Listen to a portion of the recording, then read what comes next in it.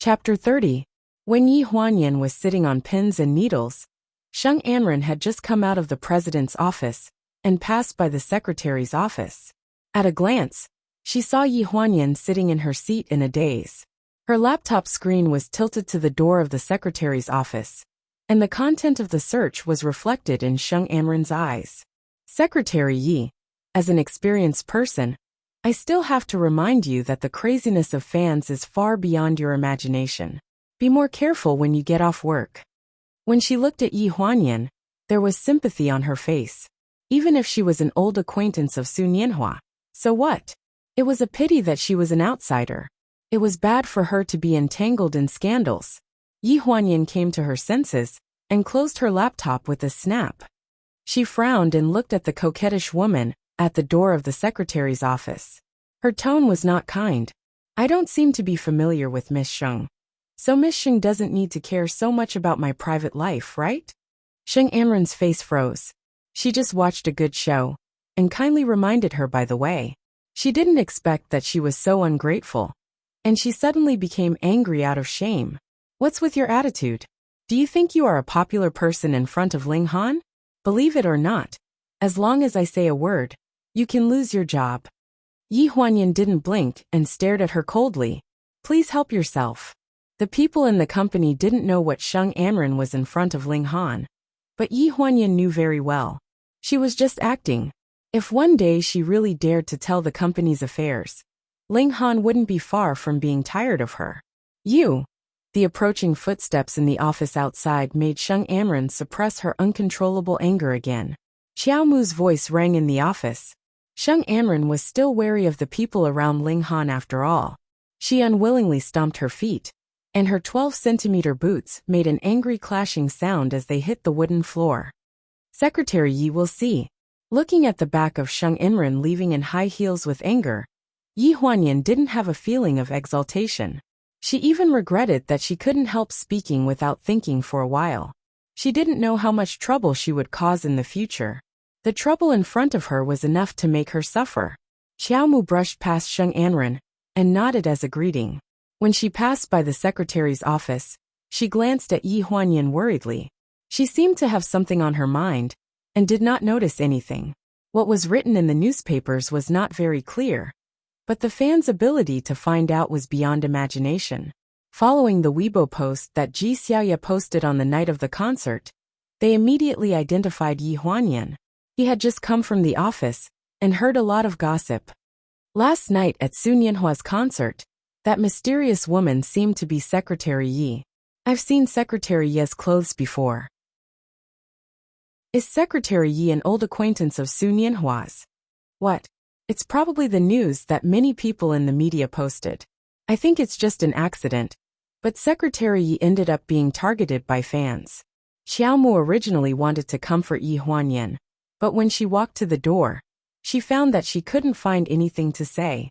After standing there for a few seconds, Yi Huanyan noticed her and looked at her in confusion.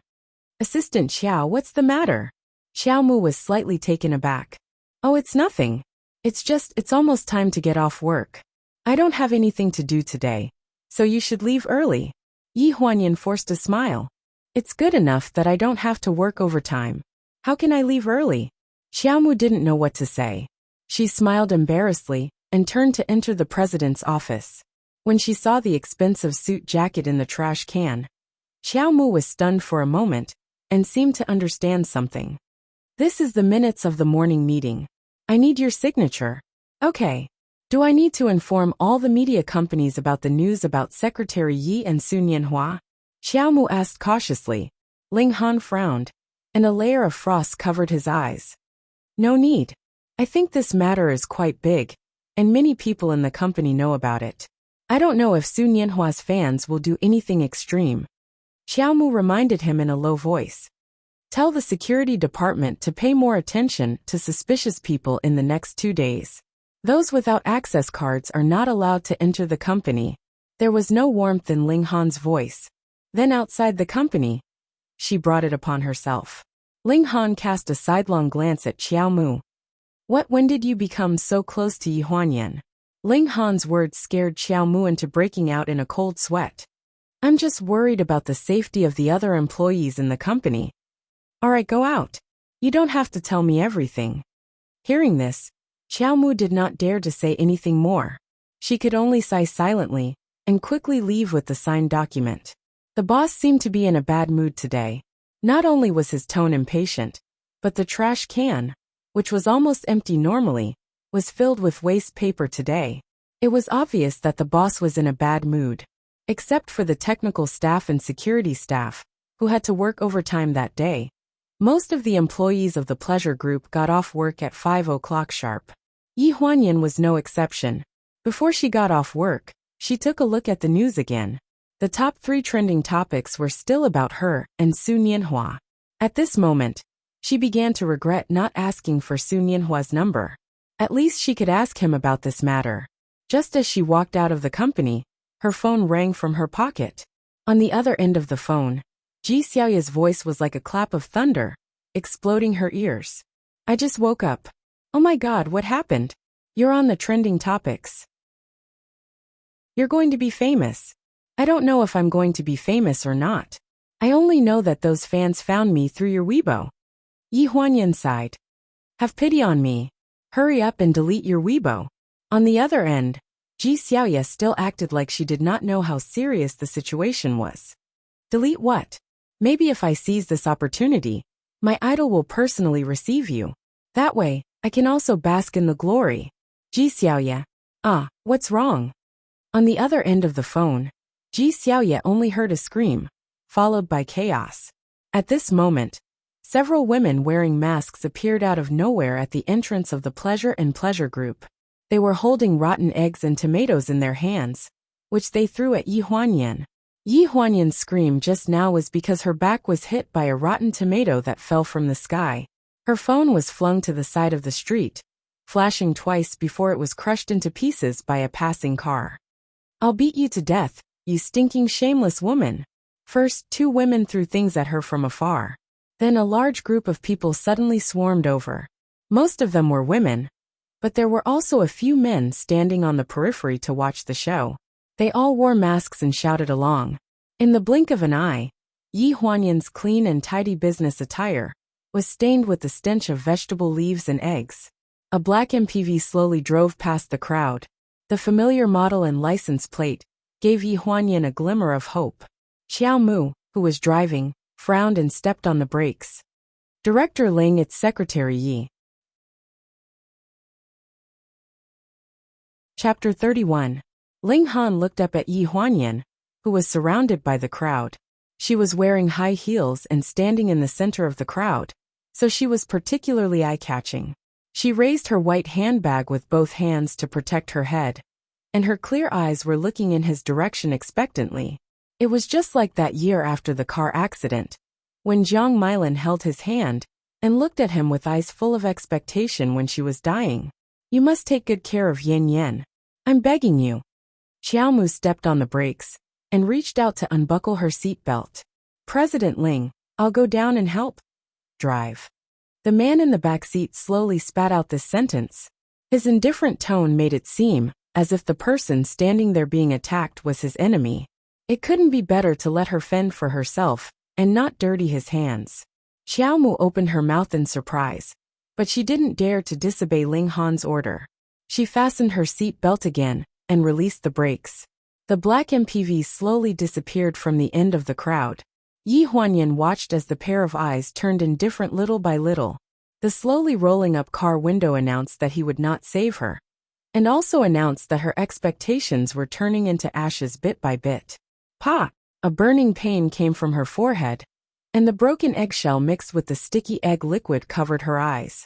She reached out her hand and tried to wipe it clean, but the more she wiped, the messier it became. You shameless vixen! Some bold people had already started to tear off her clothes, and some people grabbed her hair and pulled her entire face out of shape. You've misunderstood. I don't know Su Nianhua at all. Yi Huanyan screamed and crazily threw the white handbag in her hand at the people around her. You're full of lies. We've checked. You pestered our brother Hua in school back then. Yi Huanyan couldn't defend herself. She couldn't do anything except squinting her eyes and waving the bag in her hand to create a protective belt around herself. There were too many of them, and they were unreasonable. They only wanted to pour dirty water on her. These were fans, crazy and brainless fans. The self-deprecating thing was that most of these fans were the source of income for the pleasure group. Only they would spend impulsively for their idols, regardless of the consequences, to support their idols and pay for their idols. During the tearing, Yi Huanyan was almost out of strength. Her hair was pulled until it was draped over her shoulders like a madwoman. Those who were more ruthless pulled out a few strands of hair from the back of her head by the roots. The sticky feeling seeped into her neck.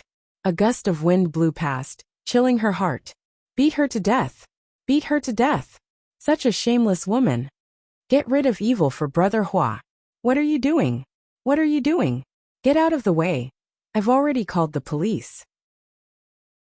Finally, a security guard who couldn't stand it anymore came forward and ordered the crowd to leave. Yi Huanyan was in a mess. The security guard couldn't stand it and handed her 2 pieces of tissue. Secretary Yi, do you want to go back to the company to clean up? No need. Thank you for your help. Yi Huanyan wiped the egg liquid from her eyes and thanked the security guard. She resisted the grievance and great disappointment in her heart and walked towards the roadside tiredly. She wanted to call for a taxi, but it was rush hour at this time. It was impossible to find a taxi in the central business district. When she finally found one, she was pushed by a woman who came out of nowhere. The woman with a mask forced her way to the taxi. Yi Huanyan staggered, lost her balance, and fell on her butt on the ground. From the corner of her eyes, she caught a glimpse of the woman with the mask. She was the first one who rushed out and threw the egg at her. She was in a mess and didn't have the strength to argue with anyone. She got up from the ground and limped along the roadside. While walking, she stretched out her hand to call for a taxi. A group of security guards surrounded the entrance of the group. The manager of the security department frowned. The boss asked them to come out and help, which meant that they only needed to drive away those troublemakers. They didn't need to do anything else, right? On the interchange in the center of Lanjiang City, there was a long line of cars. It was the rush hour, so it was a big feature of Lanjiang City. Inside the expensive black MPV, Xiaomu pressed the button to hang up the call and slowly let out a sigh of relief. Manager Li from the security department has already dealt with it. Those people came menacingly, but they all ran away when they heard that someone called the police. Secretary Yi didn't get hurt. Ling Han absent-mindedly hummed in agreement, as if he didn't care about what he said. Director Ling, you still care about Secretary Yi. Otherwise, you wouldn't have let me inform the security department. Since that's the case, why did you just now at the entrance? You talk a bit too much today. A cold male voice came from the back seat and abruptly interrupted Xiao Mu. From the rearview mirror, she could see that the man's side profile was cold as he looked at the heavy traffic outside the window. A trace of viciousness appeared between his brows. For some reason, when he saw that woman being bullied by others, he originally thought that he would feel happy did not appear. Instead, he felt even more oppressed in his heart. This woman's life was truly harming others and herself. Lanjiang City was one of the 6 major provincial capitals in the country. The night was bustling, and when the sky darkened, the neon lights by the roadside gradually lit up. The weather was not very good, and the patter of raindrops fell on the car window, gradually forming a layer of cold fog in the distance. It was late autumn, and the rain was bone-chilling. Ji Xiaoya put on a face mask and went to open the door. She was full of joy, thinking that her takeout had arrived. However, when she opened the door, she saw a battered and exhausted woman. Her black suit and the white shirt inside were soaked, and her entire body was sticky. Her long black hair was stained with some sharp shards and mucus, as if she had just climbed out of a trash can. Yen Yen! Ji Xiaoya exclaimed in shock. What happened to you? Although Ji Xiaoya was worried when the call suddenly ended an hour ago, she thought that perhaps her phone suddenly ran out of battery. Yi Huanyan was usually an extremely rational and organized person, so she would not let herself fall into danger. Moreover, it was only 5 o'clock at that time. She had just gotten off work, so she should be at the company entrance. What could have happened with so many people? Ji Xiaoya pulled down the burglar chain and hastily welcomed Yi Huanyan inside. She originally wanted to reach out to support her, but she found that there was not a single spot on her body that she could bear to do so. You are... Hey. Before she could finish speaking, she saw that Yi Huanyan looked like she was about to fall. Ji Xiaoya hastily reached out to support her, but that sticky feeling made her grimace for a long time. I have nowhere to go. Can you let me stay for a night? A weak voice came out of her mouth. She was in a daze and sounded like she was talking in her sleep. Ji Xiaoya was stunned and instantly felt that something was wrong. She did not care about the dirt anymore and reached out to touch her forehead. It was unbelievably hot. Are you having a fever? After saying this, Yi Huanyan fell straight onto her shoulder. Ji Xiaoya was small in size. If Yi Huanyan was not thin, she would have been pressed down by now. She cried out in alarm and endured the pungent smell on her forehead. She pulled and pulled Yi Huanyan with great difficulty and finally threw her into the bathtub. Oh my God! Chapter 32. She finally gave Yi Huanyan a bath and used all her strength to move her from the bathroom to the bed. She had a high fever, and Ji Xiaoya did not dare to sleep. After putting a cold towel on her head, she yawned and went to the bathroom to see the clothes she had changed out of. She pinched her nose and looked at the smelly business suit, thinking that she should just throw it away. However, when she saw the logo on the back of the neck, she opened her mouth wide and took a deep breath. This price was enough for her to buy a whole season's worth of clothes. It was better not to throw it away. She could just wash it and wear it. The cold towel was placed on Yi Huanyan's forehead, intermittently stimulating her burning and confused nerves. She thought about the entanglement between her and Ling Han all these years, and it became more and more like a dream, and she became more and more irrational. She indulged in a half-awake state, and had the same dream over and over again. First, the scene of getting off work repeated. He left indifferently, not caring about her life or death. Then the scene changed. At the edge of the cliff, he watched as she fell into the abyss. His eyes were cold, and he left resolutely. Ling Han! Han! Ling Han! When Ji Xiaoya returned to the bedside with a new towel, she heard her ravings. She could not help but mutter, "You're burning up like this, and you're still thinking about Ling Han?" She and Yi Huanyan were university classmates. They had the same major, the same dormitory, and later graduated to the same company.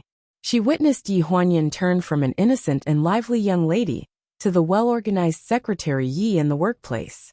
She also witnessed Yi Huanyan's expectations for Ling Han shattering now. There was a broken phone on the bedside. It seemed to light up twice, but the screen was broken, so she could not see what it was. Ji Xiaoya changed the wet towel on her forehead and stared at her face with mixed feelings. Yi Huanyan was the person she envied the most when she was in university. She was beautiful, had a good figure, and a good temper. She kept a low profile and was usually polite to the people around her. She didn't put on the airs of a rich young lady at all. If it weren't for her parents driving over to help her move her things and bringing her graduation gift, no one in the dormitory would have known that her family was so rich. The limited edition white sports car parked below the dormitory was too eye-catching. What she envied the most was that she had an older brother at that time. He would always ask someone to send her a lot of delicious food and fun things to play with. Everyone in the dormitory benefited from this. At that time, Ji Xiaoya didn't know that Yi Huanyan's brother was Ling Han. She also didn't know that Ling Han wasn't her biological brother. She only remembered that every weekend, there would be an auntie holding a loudspeaker downstairs and shouting, "For 08 Yi Huanyan, the things your brother sent you are here. Come down and get them." Then everyone in the dormitory would rush downstairs, wanting to see the legendary brother. Although Yi Huanyan usually kept a low profile, her food and clothes were not bad. Everyone in the dormitory could guess that her family must be good. With such a roommate and a single brother, coupled with Yi Huanyan's appearance, everyone in the dormitory was looking forward to meeting this Yi Xiong.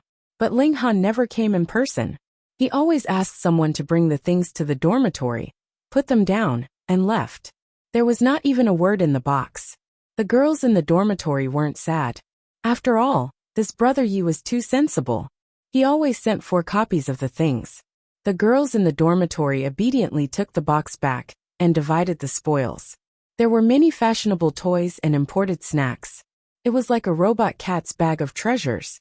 It became the expectation of the 408 dormitory every week.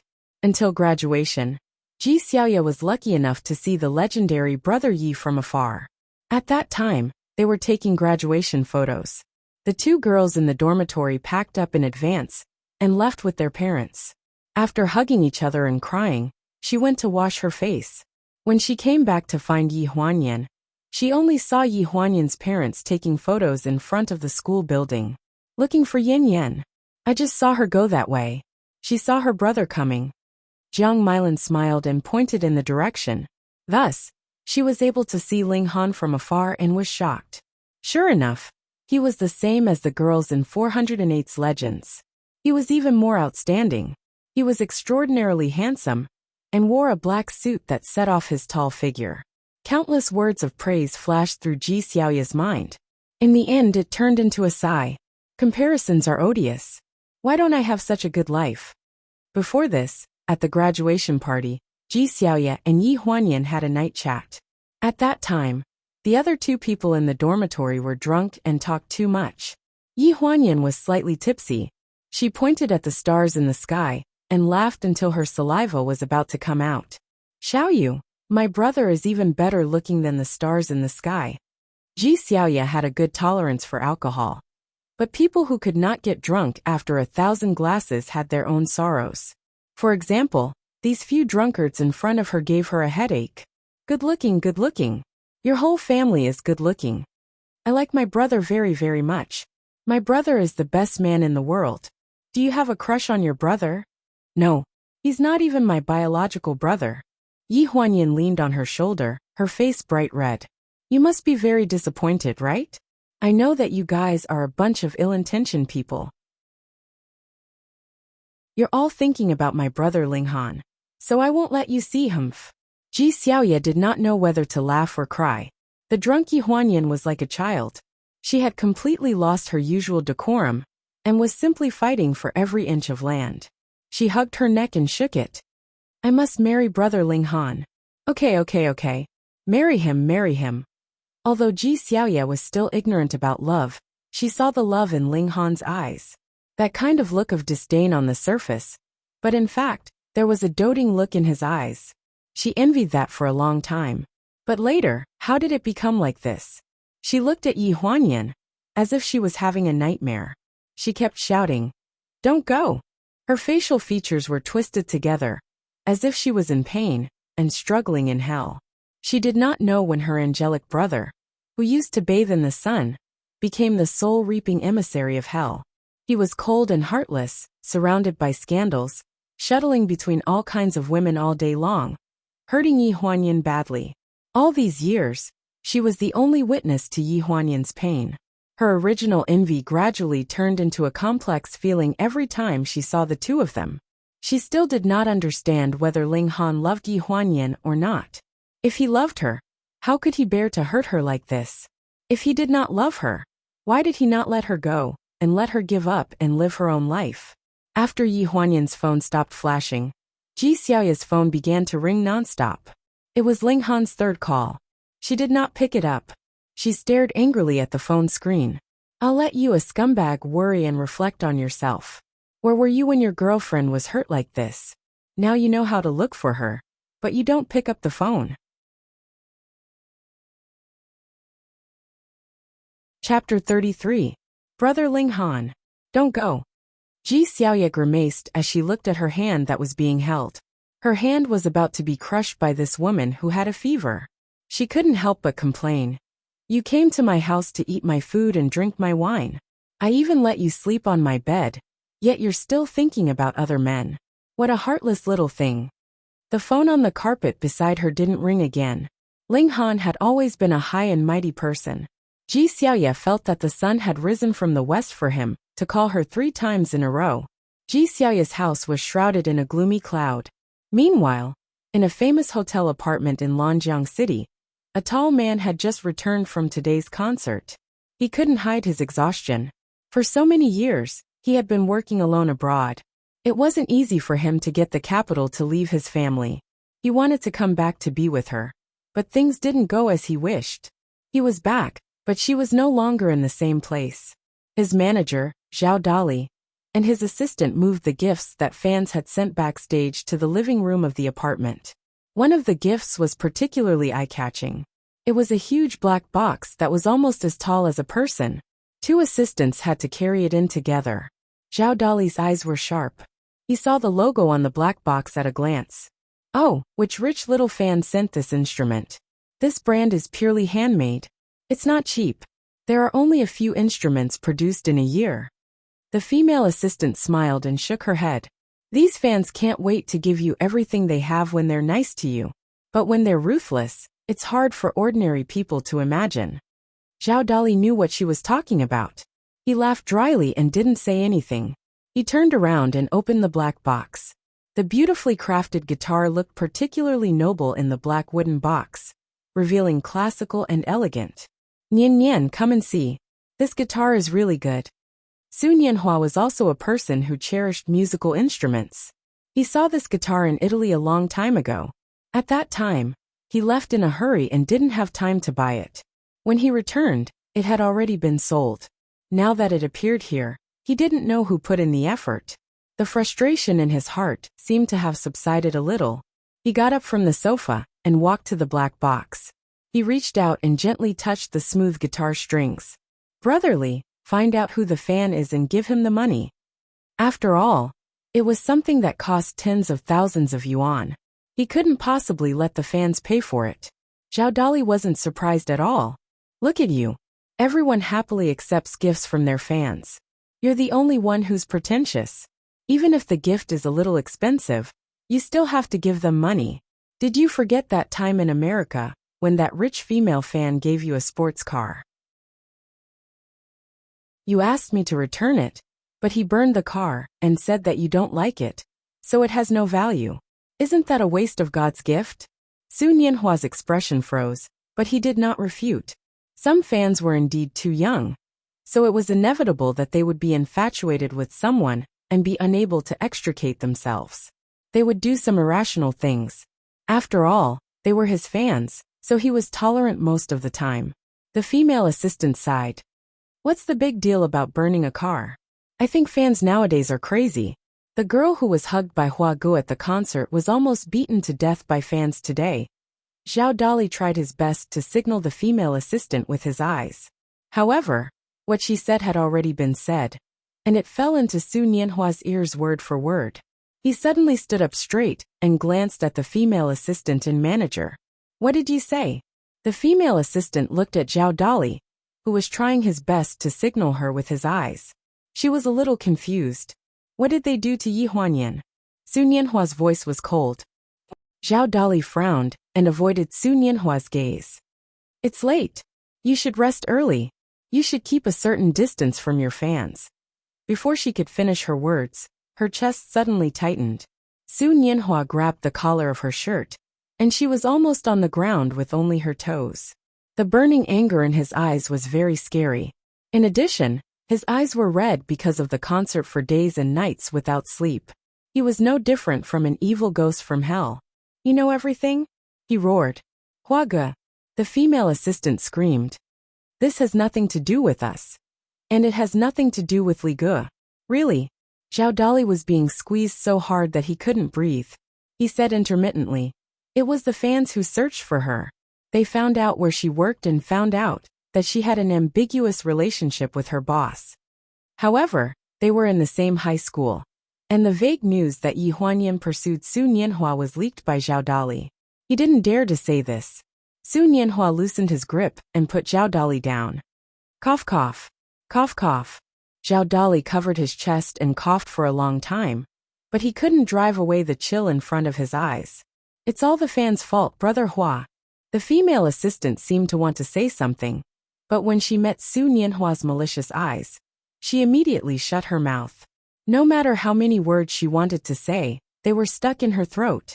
Su Nianhua glanced at the guitar in the black box from the corner of his eyes. He didn't know where the anger came from, but it made him grab the guitar and smash it on the coffee table. Clang, clang, clang, accompanied by the sound of the guitar strings breaking. Everyone in the room furrowed their brows tightly. The glass coffee table and the guitar were both damaged. In the middle of the broken glass, there was a broken guitar. A master's work was destroyed just like that. Zhao Dali's heart ached so much that the corner of his mouth twitched. He couldn't help but say, "For a woman you." Su Nianhua glanced over. Wherever the cold light passed, there was silence. Zhao Dali opened his mouth, but in the end, he didn't dare to say anything. Tomorrow's schedule is cancelled. He left this sentence behind before entering the bedroom. The female assistant had never seen Su Nianhua act so arbitrarily. She was stunned for a while before she asked the bedroom, "Hua Guyu, do you have any last-minute arrangements?" "I'm going to find Yi Huanyan." A sullen voice came from the bedroom, full of guilt and uneasiness. The female assistant glanced at the manager next to her. "Who is this Yi Huanyan? Wasn't he just saved by Hua Gu at the concert and sent to the infirmary? Why does it seem like Hua Gu has known him for a long time?" Zhao Dali glared at her. "Watch your mouth. It's best if you don't see or hear anything today." The assistant was stunned for a moment and hesitated. "Then what should we do?" "There's a concert tomorrow night." Zhao Dali first touched his chin and frowned, then his eyes turned nimbly. "Don't worry, I have a way." If he couldn't handle such a small matter, he wouldn't be able to single-handedly support such an Asian superstar, Su Nianhua. After the hotel's cleaning lady came over to clean the room, he knocked on the bedroom door. "Hua Ge, open the door. I have something to say to you." There was no movement inside, as if he had already fallen asleep. Zhao Dali frowned and said in a low voice, "Lu Shun, if you want Yi Huanyan to escape from the attack of your crazy fans, you better open the door." Lu Shun, Su Nianhua's original name. 10 years ago, he belonged to Yi Huanyan.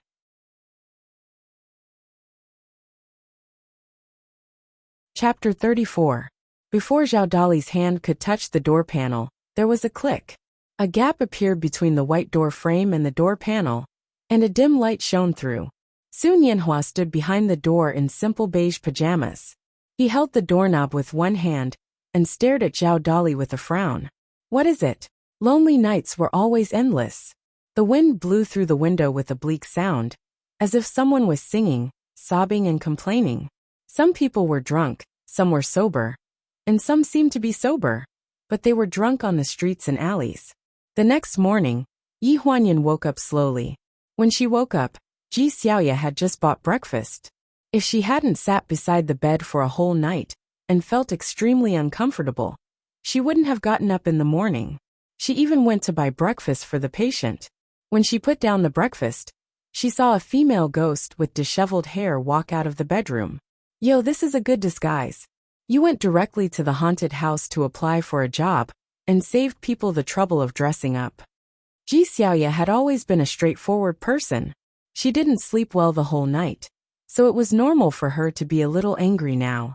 There was a dressing mirror in the corner of the living room. It reflected Yi Huanyan's current appearance. She looked like Sadako, who had crawled out of the TV. The difference was that she walked out of the bedroom. Last night, you called your brother Ling Han's name all night. I was almost annoyed to death by you." Hearing the two words Ling Han, Yi Huanyan's heart sank and her face paled. It was as if the scene from yesterday afternoon replayed itself.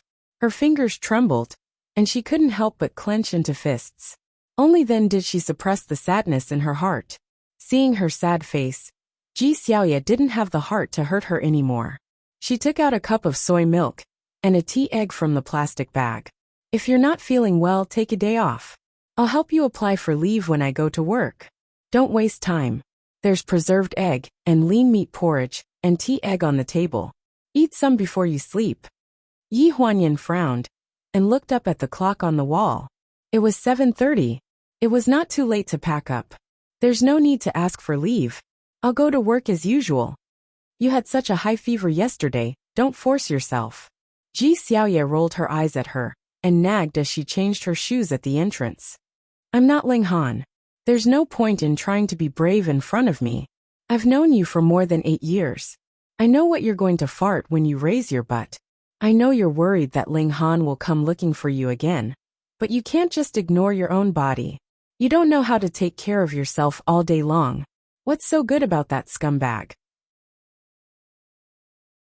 Speaking of this, she didn't seem to vent her anger and scolded angrily. If I had known this would happen, I would have quit my secretarial position. I wouldn't have done it no matter how much money I was offered. It's so King frustrating. When they graduated from university, Yi Huanyan had a good relationship with Ling Han. So she and Ji Xiaoya both entered the pleasure department for internships. Originally, Yi Huanyan was the only one in the secretarial position. Ji Xiaoya worked in the human resources department. Later, her relationship with Ling Han deteriorated. Ji Xiaoya was doing well in the human resources department. Suddenly, Ling Han promoted her to the human resources department and replaced her with a female secretary who had been there for many years. No one knew what Ling Han was thinking. Yi Huanyan felt that she had implicated Ji Xiaoya. After all, being a secretary didn't look like a promising position. She didn't care, but Ji Xiaoya still had to support herself. After the human resources department was transferred, she wanted to look for Ling Han, but Ji Xiaoya stopped her. Ling Han offered a high salary for a secretarial position. Ji Xiaoya wouldn't be able to get such a high salary, even if she worked in a position she knew for 10 years. At that time, Ji Xiaoya didn't know that Ling Han and Yi Huanyan's relationship had deteriorated. She thought that they were going to have a good time, and that she would benefit from it. Yi Huanyan stood where she was, and hesitantly twisted the hem of her pajamas. Ji Xiaoya felt anxious. Okay, come here and let me take a look. I'll let you go when your fever goes down. Yi Huanyan was stubborn. If she didn't let her go, she might pack up and leave the house as soon as she left. She might as well agree to it directly to avoid any trouble. Ji Xiaoya had just come back from outside. Her hands were a little cold. She rubbed them twice before placing them on Ji Xiaoya's forehead. She compared them to herself and sighed. You have a strong recovery ability. You're born to be a masochist, aren't you? In the end, she couldn't persuade her. Pleasure group. Yi Huanyan had just arrived at the secretary's office when she put down her bag and went to knock on the door of the president's office. Come in. Ling Han's voice was very calm, as if there was nothing unusual. Yi Huanyan hurried into the office and closed the door behind her. Because she was in a hurry to explain, she didn't notice that the office today was different from usual. In the office, Ling Han sat behind his desk. 2 buttons of his black shirt were unbuttoned from the neck, faintly revealing his firm chest. His slender fingers tapped lightly on the keyboard of his laptop. He was unusually calm in the face of Yi Huanyan's arrival. But the calmer he was, the less confident Yi Huanyan felt. Last night Han, can I use your towel? Before she could finish, a delicate voice interrupted her. This voice was very familiar to Yi Huanyan. She turned her head abruptly and saw a woman, wearing only a bathrobe, leaning against the door of the bathroom in the southeast corner of Ling Han's office.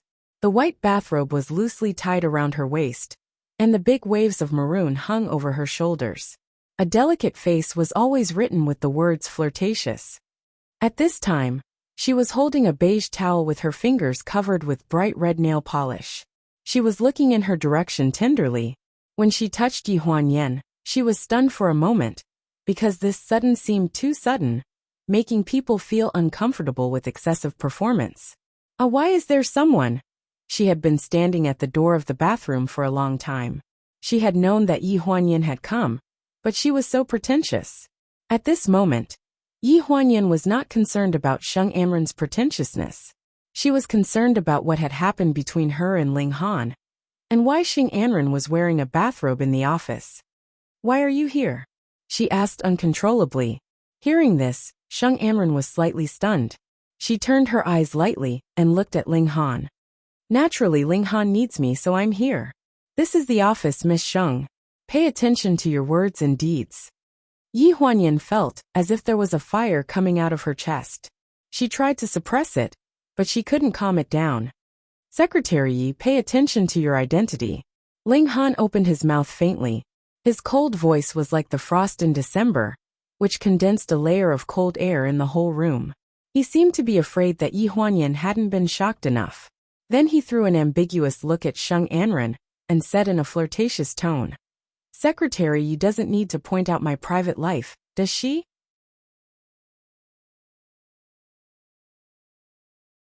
Chapter 35. That's right. Sheng Anren received Ling Han's look. She was so happy that she nodded in agreement.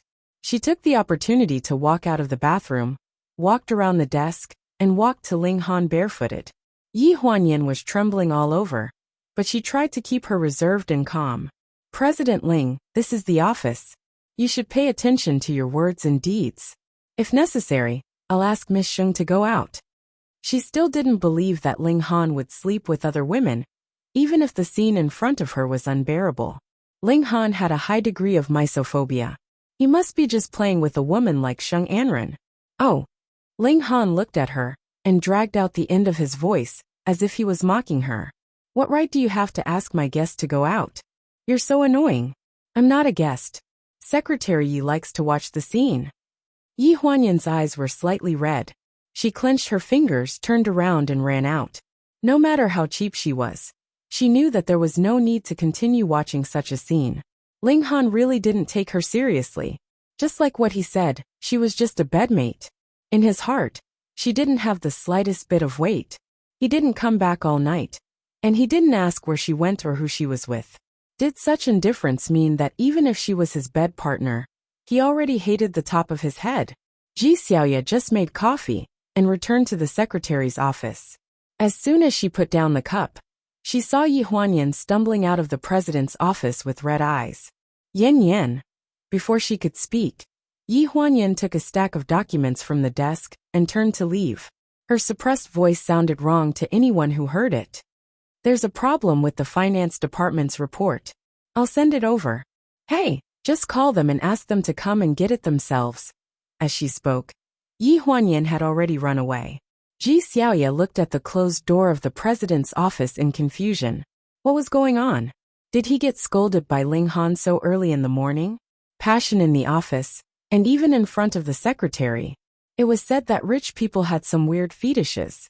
She didn't expect Ling Han to be no exception. Such vulgarity suddenly became a blessing in Sheng Anren's eyes.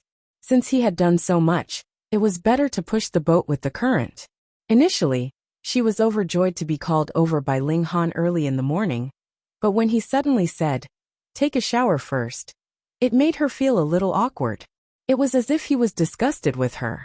Now that the atmosphere was good, it was not a big deal that she had not taken a shower yet.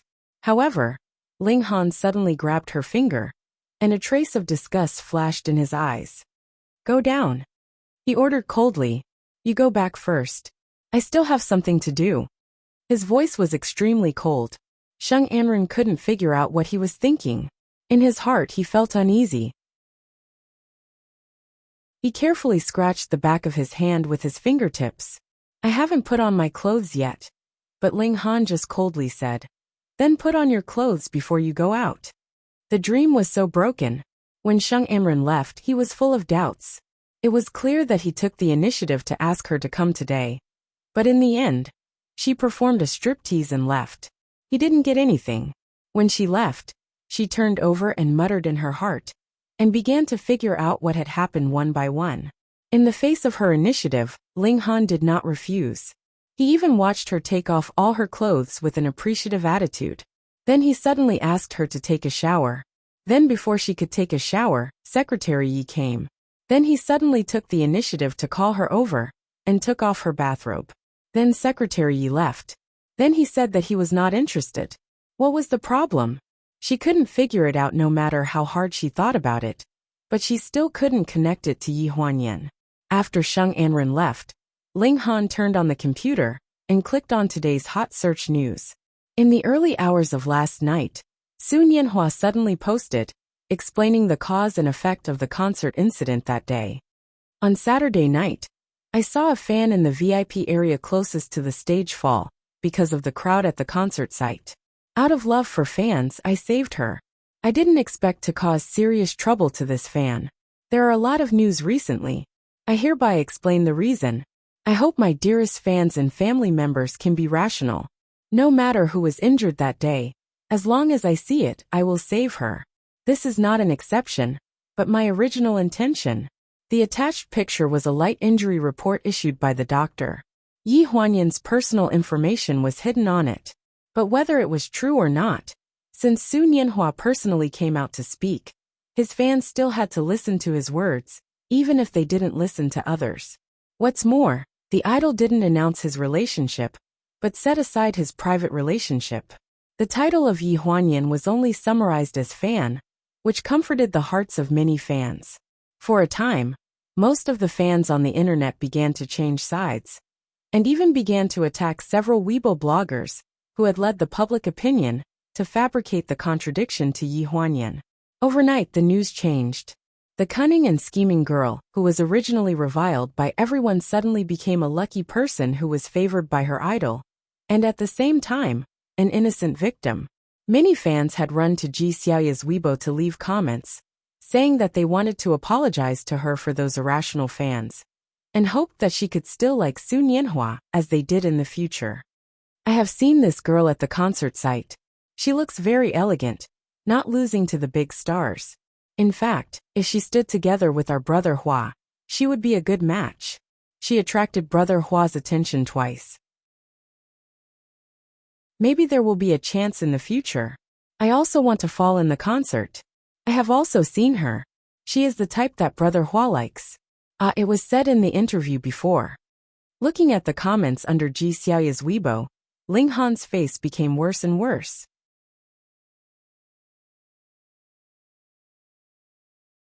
Chapter 36. When Yi Huanyan returned to the secretary's office, her eyes were red and swollen. It was obvious that she had cried. Looking at the untouched documents in her hand, Ji Xiaoya felt that this woman's brain was not enough now. She took out the powder from her bag and handed it to her. She asked with concern, "Are you okay? Touch up your makeup." Yi Huanyan took the powder, gritted her teeth, and began to put the powder under her red and swollen eyes. "I'm fine." "Oh, are you really okay? What about the report you sent to the finance department?" She was stunned and hurriedly closed the powder box. "I'll go now." She just said that she was going to deliver the report, but halfway through, she couldn't help running to the bathroom and crying. She was afraid of being heard, so she could only grit her teeth. When she came out, she had already forgotten about the report. "Forget it, I'll go for you. President Ling is looking for you." Ji Xiaoya glanced at the president's office worriedly. The internal phone call just came in. "You weren't there, so I answered it for you." "You? Is it because you didn't go back last night?" "I'll explain it for you. It's not about that. It's nothing." Yi Huanyan didn't want Ji Xiaoya to get involved, so she quickly refused. "Help me deliver the report." "Thank you." "You're welcome." She took the document and turned to leave. When she walked to the door, she still looked back at Yi Huanyan worriedly. "If there's anything, feel free to call me. I'm not afraid of anything." Just when she saw Sheng Amren come out with a proud look, she felt that something was wrong. Yi Huanyan must have bumped into something when she went in, so she was so distracted. "Well, you can go. I'm fine." After Ji Xiaoya left, Yi Huanyan took a deep breath, clenched her fingers and walked into the president's office. She was wearing Ji Xiaoya's professional attire. Ji Xiaoya was slightly smaller than her, so she forced herself to pick out a few large-sized clothes to wear, but they still seemed to fit her figure too well. She was wearing a pink tight-fitting skirt and a white shirt that was a little overburdened at the chest area. Fortunately, she had a jacket that came with the skirt to cover it up a little. When she walked into the office, she was greeted by a chill. "Yi Huanyan, you have a good relationship with your old lover. Such a trivial matter can make him protect you like this. Why did you just show a sad look? You're really good at acting." Yi Huanyan had no idea what he was talking about. She only felt that he was looking for trouble again. Thinking of the scene just now, she was burning with anger. At the moment, Sheng Amren was not here, but the smell of her perfume still lingered in the room. She asked tremblingly, "You slept with Sheng Amren, didn't you?" She didn't answer his question, but instead asked him in an aggressive manner. Ling Han's face instantly darkened. "Who I sleep with, is that something you have the right to control? Who do you think you are? Are you Mrs. Ling or Miss Ling?" This rebuke made Yi Huanyan speechless. Remember, your surname is Yi, Secretary Yi. My father and your mother died a long time ago. You are neither the eldest daughter of the Ling family, nor the young madam of my Ling family. It was you who willingly lowered yourself and climbed into my bed. After using it for a long time, you will get tired of it. Don't you think it's not a fake? Unknowingly, her palms were full of fingernail marks. Yi Huanyan bit her lips, but she still couldn't suppress her trembling. Her legs were numb, as if she couldn't move. She wanted to escape from this place, and never wanted to listen to Ling Han say these words again. Then you can change. Never change back. When she said that, tears were already streaming down her face. Her forbearance for the past 6 months seemed to have become a huge joke. She hoped that he would change his mind and return to his previous gentle self, but in exchange, she only had a dispensable identity. At first, she thought that he was just saying it. After all, after being together for so many years, she knew that he was a person with a hard mouth and a soft heart. But now, he had become so cold that she didn't dare to approach him. A trace of anger flashed across Ling Han's face. What did you say? Say it again? I regret it, Ling Han. Even if I took the initiative to provoke you first, and you were angry and wanted to punish me, I could accept it. I thought that you had me in your heart, but now it seems that I understand that I was too stupid. Yi Huanyan clenched her fingers, and no matter how her nails dug into her flesh, she still couldn't ease the pain in her heart when she said these words. So let's end it. You are also tired of me, and I don't want to pester you anymore. For so long, it was she who had been pestering him. It was she who had been repenting and atoning for her sins. It was she who had been apologizing for taking advantage of him when he was drunk that day. It was she who had ignored his opinion and ran to her grandmother to say that she wanted to marry him. In the end, they hated each other and tortured each other. Heh, Ling Han sneered. You actually wishfully think that I have you in my heart? I really don't know who gave you that illusion. Yes, it's gone now. I see it clearly. Yi Huanyan looked up. Her eyes were dry of tears, but they didn't dry up. At this moment, there was no emotion in her eyes when she looked at Ling Han. So I won't pester you anymore. She turned around and walked towards the office door without waiting for Ling Han's answer. Her voice was very muffled, and it gradually faded away. President Ling, I don't feel well today.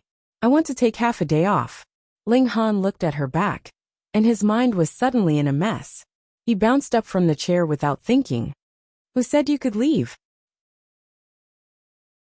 After an angry roar, Yi Huanyan's hand that was about to open the door was fiercely grabbed in the air.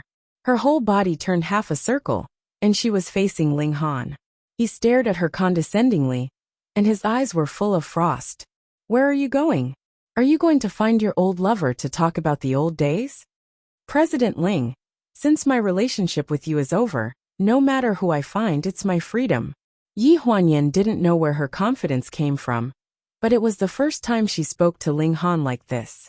Her voice was weak and didn't sound intimidating, but it made Ling Han burn with anger. He pulled Yi Huanyan in the direction of the office desk, completely ignoring her painful facial features that were twisted into a ball. He threw her on the edge of the desk, then grabbed her 2 hands that were desperately moving around and fiercely pressed them on the desk behind her. Last night, you didn't see enough with your old lover, did you? You haven't seen him for only 1 morning, and you're already missing him? This kind of insult had already made Yi Huanyan numb. His suspicious and fickle personality had already broken her into pieces. She was like a has-been doll that could be discarded at any time. Let go of me, she cried out in pain. Her 2 arms behind her back were in so much pain that it felt like they were broken. Her butt hit the edge of the desk, and it was so painful that she could barely speak. Before she could finish her sentence, her lips were sealed. It was a cold and emotionless kiss. It was as if he was venting his emotions by sucking on her lips, wrapping her up, piercing her, entangling her, turning her over and over until she was dead. MMM. Her eyes flashed red. Ling Han let out a muffled groan. In the blink of an eye, she broke free. Pa! The sound resounded throughout the entire office.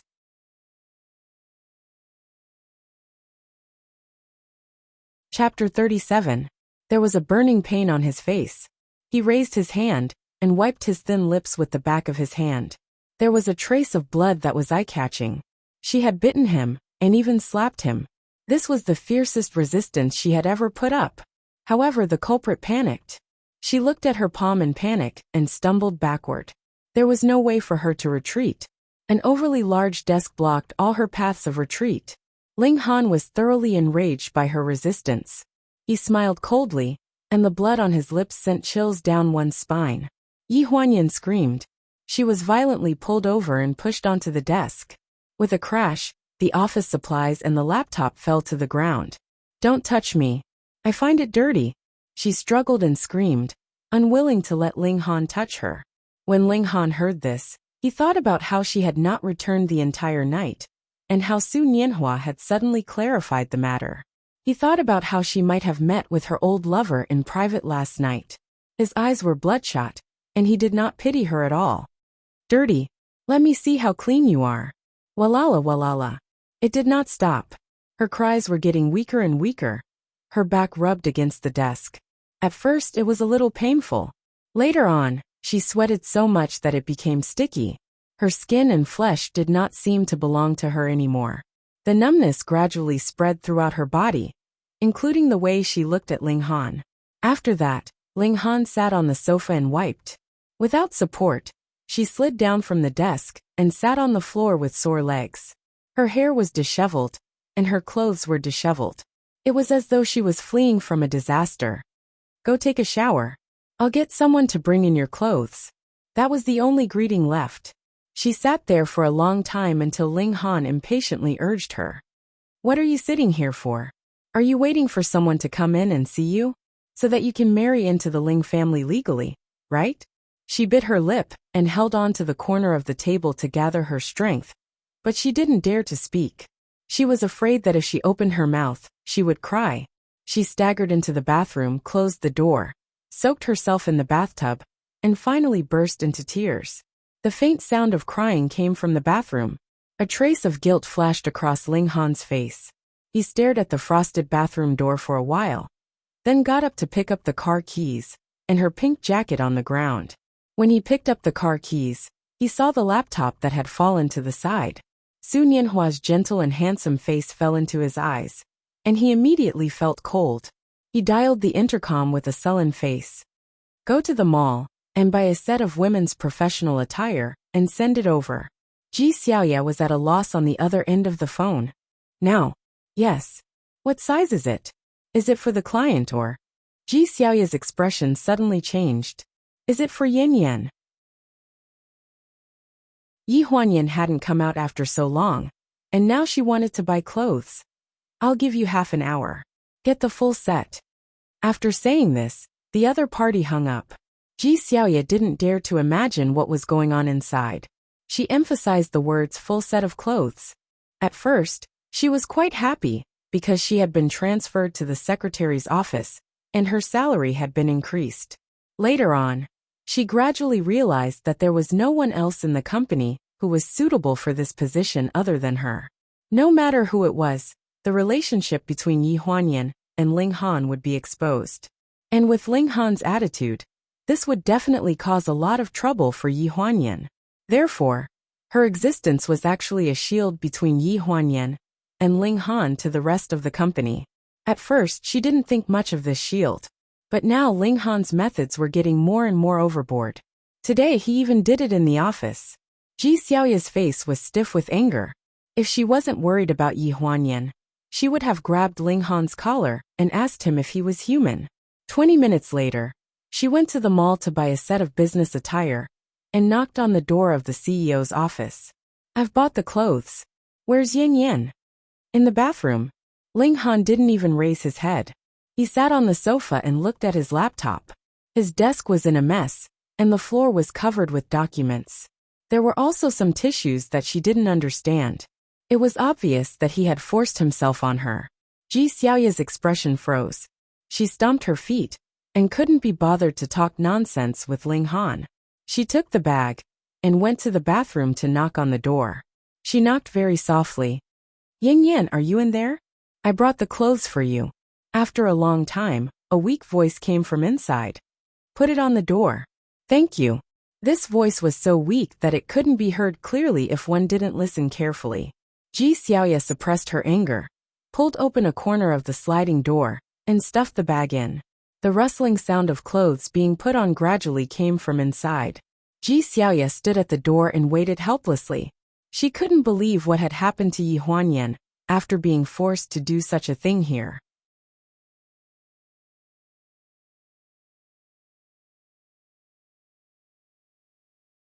Secondly, Yi Huanyan actually dared to say that he wanted to cut off all ties with Ling Han. It was obvious that he had been greatly agitated. She couldn't help but feel even more furious. Ling Han, don't think that you can treat people as people just because you have some stinky money. Yin Yin didn't return home last night. What evidence do you have to prove that she went to meet an old lover in private? She was surrounded by fans in front of the company building. Where were you at that time? She ran to my house in the rain and had a fever all night. Where were you at that time? Why did you say that you wanted to cut off all ties with me? You still think you're in the right? If I didn't King cut off all ties with you, would I have stayed and killed myself? When he heard that Yi Huanyan was at Ji Xiaoya's house, the playful expression on Ling Han's face froze. The more he listened, the darker his expression became. His cold gaze swept over Ji Xiaoya. He seemed to be in disbelief as he clenched his fists. Good bestie, you're lying through your teeth to exonerate her. Your friendship is really touching. T. Ji Xiaoya trembled in anger at his stubborn bastard attitude. She couldn't help but reveal her true colors as she fiercely yelled at Ling Han. Every word she said was heart-wrenching. Last night, she had a fever of 39.7 degrees Celsius. I couldn't wake her up no matter how hard I tried. She called out your name for the entire night, and I felt disgusted the entire night. I originally thought that if you could reflect on yourself today and realize her importance, then my disgust would be worth it. I didn't expect you to be such a heartless and unscrupulous person. Ling Han glanced at her coldly. His bone-chilling gaze made her tremble all over. She gritted her teeth and straightened her neck in one go. Go CK yourself. Even if you glare at me, I'll still say it. At worst, I'll quit this job. Stinky scumbag. You don't want such a good bestie like me to be your wife. You don't want other people to fight for her. Don't be a dog in the manger. If you're really not interested in her, then don't keep her hanging. Take it as me thanking you on behalf of her parents for letting her live. After saying this, it took almost all of her courage. Ji Xiaoya pinched the flesh in her palms and tried hard to look calm as she strode out of the office. She didn't care if Ling Han had anything else to say to her, and valiantly walked out of the office. Ling Han was left with a mess and a heart full of mixed feelings. He misunderstood her. He lowered his head and looked at the crumpled pink coat by his feet. His mind suddenly replayed the scene on the office desk just now. He had ravaged her body, and she had looked up at him. Her big clear eyes had gradually become numb and utterly disappointed, as if she no longer had any hope for him. Xiaomu walked in silently. He originally came to get the personnel change signature form, but when he saw the mess on the floor, he was stunned. After he received Ling Han's call from the intercom, he immediately called the cleaning lady. However, it seemed like the cleaning lady had never been here before. Also, Ji Xiaoya rolled her eyes at him at the door just now. It was really baffling. Director Ling, the cleaning lady. I let her go out first just now. Ling Han glanced at him with an indifferent expression. It's okay. You can clean after work. Xiaomu nodded hesitantly. This office was so messy that he had no place to look. He caught a glimpse of a stack of documents on the corner of the desk. It was the one he had sent in this morning, so he picked it up. Ling Han had already signed. When he opened the black folder, a line of words came into his eyes very clearly. Resignation notice due to a work error. Resignation, Finance Department Assistant Wang Li. Xiaomu glanced at his boss. He was sitting on the sofa in front of his laptop, but he clearly looked absent-minded. He was thinking about something. Director Ling, this Finance Department Assistant, Xiao Wang, still doesn't know that she has been fired. Should I call her to inform her before the notice is issued? Last time, when Ling Han gave her a week off, This woman eagerly went to the finance department to get the so-called allowance, and happily returned home. When she signed the notice, she did not even see the words allowance. If he did not inform her, she might even come to work happily next Monday. There was no response for a long time. Xiaomu cautiously reminded him, "Director Ling?" Ling Han came back to his senses and glanced at him expressionlessly. He did not know if he had heard what Xiaomu had just said, but he only said one sentence indifferently. "Do as you see fit."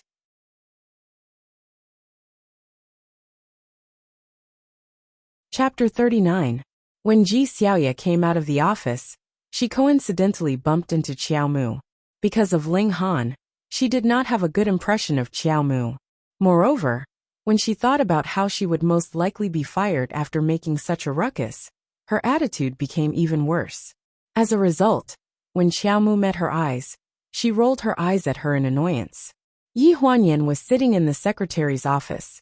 On her laptop was the stock market situation of Pleasure, and the situation of several media companies in the same industry. She lowered her head and made notes on the laptop. She looked so serious and calm. If one ignored her swollen eyes, it was as if she was not the one who had been bullied just now. Ji Xiaoya sighed. It was really the case of the eunuch who was not worried. "Yan Yan, what do you plan to do in the future?" Yi Huanyan did not look up, as if she wanted to hide her pale face. She said indifferently, "Continue to work and continue to live." "I'm asking about you and Ling Han. Didn't you say that you wanted to cut all ties with him?" Ji Xiaoya put her hands on her desk and said sternly, "Don't tell me you're going back on your word now. As long as you insist on cutting all ties with him, he can't kidnap you, right?" Yi Huanyan felt the veins on her temples throbbing. She was very unwilling to talk about this matter right now, but when she heard the two words Ling Han, she felt her legs turn to jelly. She could not help but clench her fists and channel all her strength into her fingertips. The tip of the pencil made a cracking sound, and the broken pencil lead bounced onto the folder on the side. It spun twice before sliding down and landing on the floor. Then it rolled to an unknown corner. Seeing that she was looking at the pen without saying anything, Ji Xiaoya became anxious. "Hey, I don't want my job anymore, but you're still so indecisive. Do you want to anger me to death?" Yi Huanyan's expression froze. After a while, she slowly opened her mouth. "When you want to cut ties, you always say so. When you can't, it's because you don't want to." She continued to stare at the tip of the pen, as if she was talking to herself. Ji Xiaoya's language was not very good. Since she was young, she had hated these kinds of things. She felt a headache coming on, and immediately showed an impatient expression. "What are you talking about? You're thinking too much. In my opinion, the two of you are classic examples of courting death. If you don't cause trouble every day, the two of you will feel uncomfortable." When she thought about how she was going to lose her job because of this, and how Yi Huanyan was still the same as before, willing to be tortured by Ling Han, Ji Xiaoya felt that losing her job was not worth it. She couldn't wait to rush into the office to serve tea and water to Ling Han to atone for her mistake and earn back her high salary. As they were talking, there was a knock on the glass door of the secretary's office. Ji Xiaoya and Yi Huanyan both looked up and saw the manager of the HR department, Gu Peifeng, standing at the door with a document in his arms. He was a handsome young man in a well-ironed suit, looking immaculately dressed. Ji Xiaoya's entire body stiffened. She had just finished yelling at Ling Han, and the HR department was already looking for her to talk about her resignation? Their vengeful heart was too strong. "Secretary Yi, Secretary Ji, the resignation notice has already been sent to each department's email." "Wait a minute." Ji Xiaoya abruptly interrupted Gu Peifeng's words. "Let me mentally prepare myself." Gu Peifeng was startled. Do I need to mentally prepare myself? He had just received the scanned copy of this quarter's employee turnover signature form that Xiaomu sent over. The HR department had just drafted this quarter's recruitment plan and was about to present it to the secretary's office for review before handing it over to Ling Han for his signature. "Why not? When the day comes for you, you'll understand how I feel right now." Ji Xiaoya reluctantly glanced at her desk, which was surrounded by a pile of idols. Every day, Other than answering calls from the internal line, she would go back and forth between the president's office and the secretary's office several times. There was almost nothing for her to do. She was not as hardworking as Yi Huanyan, who would change the data of her subordinates and make notes. Basically, she would directly call the person back if they were not qualified. All the departments bullied the weak and feared the strong. With her personality, she would not be at a disadvantage in the company. The key was, where could she find a monthly salary of 20,000 yuan? That person's resignation. Gu Peifeng was anxious to confirm this matter in the morning, so when he saw Ji Xiaoya's inexplicably sentimental appearance, his heart was filled with confusion. All right, don't say any more. I already know. I'll pack up my own things. She once again interrupted Gu Peifeng's words and walked behind her desk by herself. She reluctantly bid farewell to her desk and cursed all 18 generations of Ling Han's ancestors in her heart. She looked like she was about to cry. Gu Peifeng was completely at a loss. Secretary Ji, why are you packing up your things? Are you going to take the afternoon off? Then should I ask Secretary Yi to sign this document? Just now, when he saw Yi Huanyan busy at the door, he went to look for Ji Xiaoya. At this moment, Ji Xiaoya slightly regained her senses. Sign. But in an instant, she became dispirited again. The resignation document needs to be signed personally, right? Gu Peifeng thought that Ji Xiaoya wanted to check the paperwork, so he quickly said, the paperwork has been completed. Other than Xiao Wang from the finance department who was fired, everyone else has signed the document. It is also because of this that the Human Resource Department has reformulated this season's recruitment plan. We need to let President Ling look over it and sign it. Ji Xiaoya was still immersed in the sadness of her resignation. She muttered, everyone has signed it. I'm the only one left. Before she could finish speaking, she suddenly sensed something else from Gu Peifeng's words. She was stunned. What did you say? What did you send? The quarterly recruitment plan. Gu Peifeng was young and had just been promoted to assistant manager. He did not dare to offend the people in the secretarial department. When he saw Ji Xiaoya suddenly stare at him and ask him this question, he was so scared that he stuttered and stuttered. Yi Huanyan was speechless when she heard the conversation between the two of them. She had just seen the resignation notice that Gu Peifeng mentioned in her mailbox. Ji Xiaoya's name was not on it at all. She was imagining things on her own and scared Gu Peifeng half to death. Ji Xiaoya could not help but cheer after surviving the ordeal. She took the proposal from Gu Peifeng and even patted him on the shoulder. I'll send it in as soon as possible. When the time comes, I'll send it to the Human Resources Department. Gu Peifeng was so scared that he thought she had other intentions. No. I'll get it myself. I'll get it myself. It was as if they were Little Red Riding Hood and Grandmother Wolf. When Gu Peifeng was about to leave, Yi Huanyan looked at the resignation notice list in her mailbox and was slightly absent-minded. Manager Gu, why was Wang Li fired? Pleasure had never fired anyone before. Even if someone made a mistake and the company did not want to hire them, they would get the Human Resources Department to talk to them. Then they would be asked to submit a resignation notice. This was to make the person feel better. The reason for the resignation would also look better on their resume. Being fired by pleasure was equivalent to ruining her future in this industry. Gu Peifeng shrugged. He did not seem to know much about this matter. I'm not too sure about this either. Assistant Xiao personally came to our Human Resources Department to notify us. She might have offended President Ling.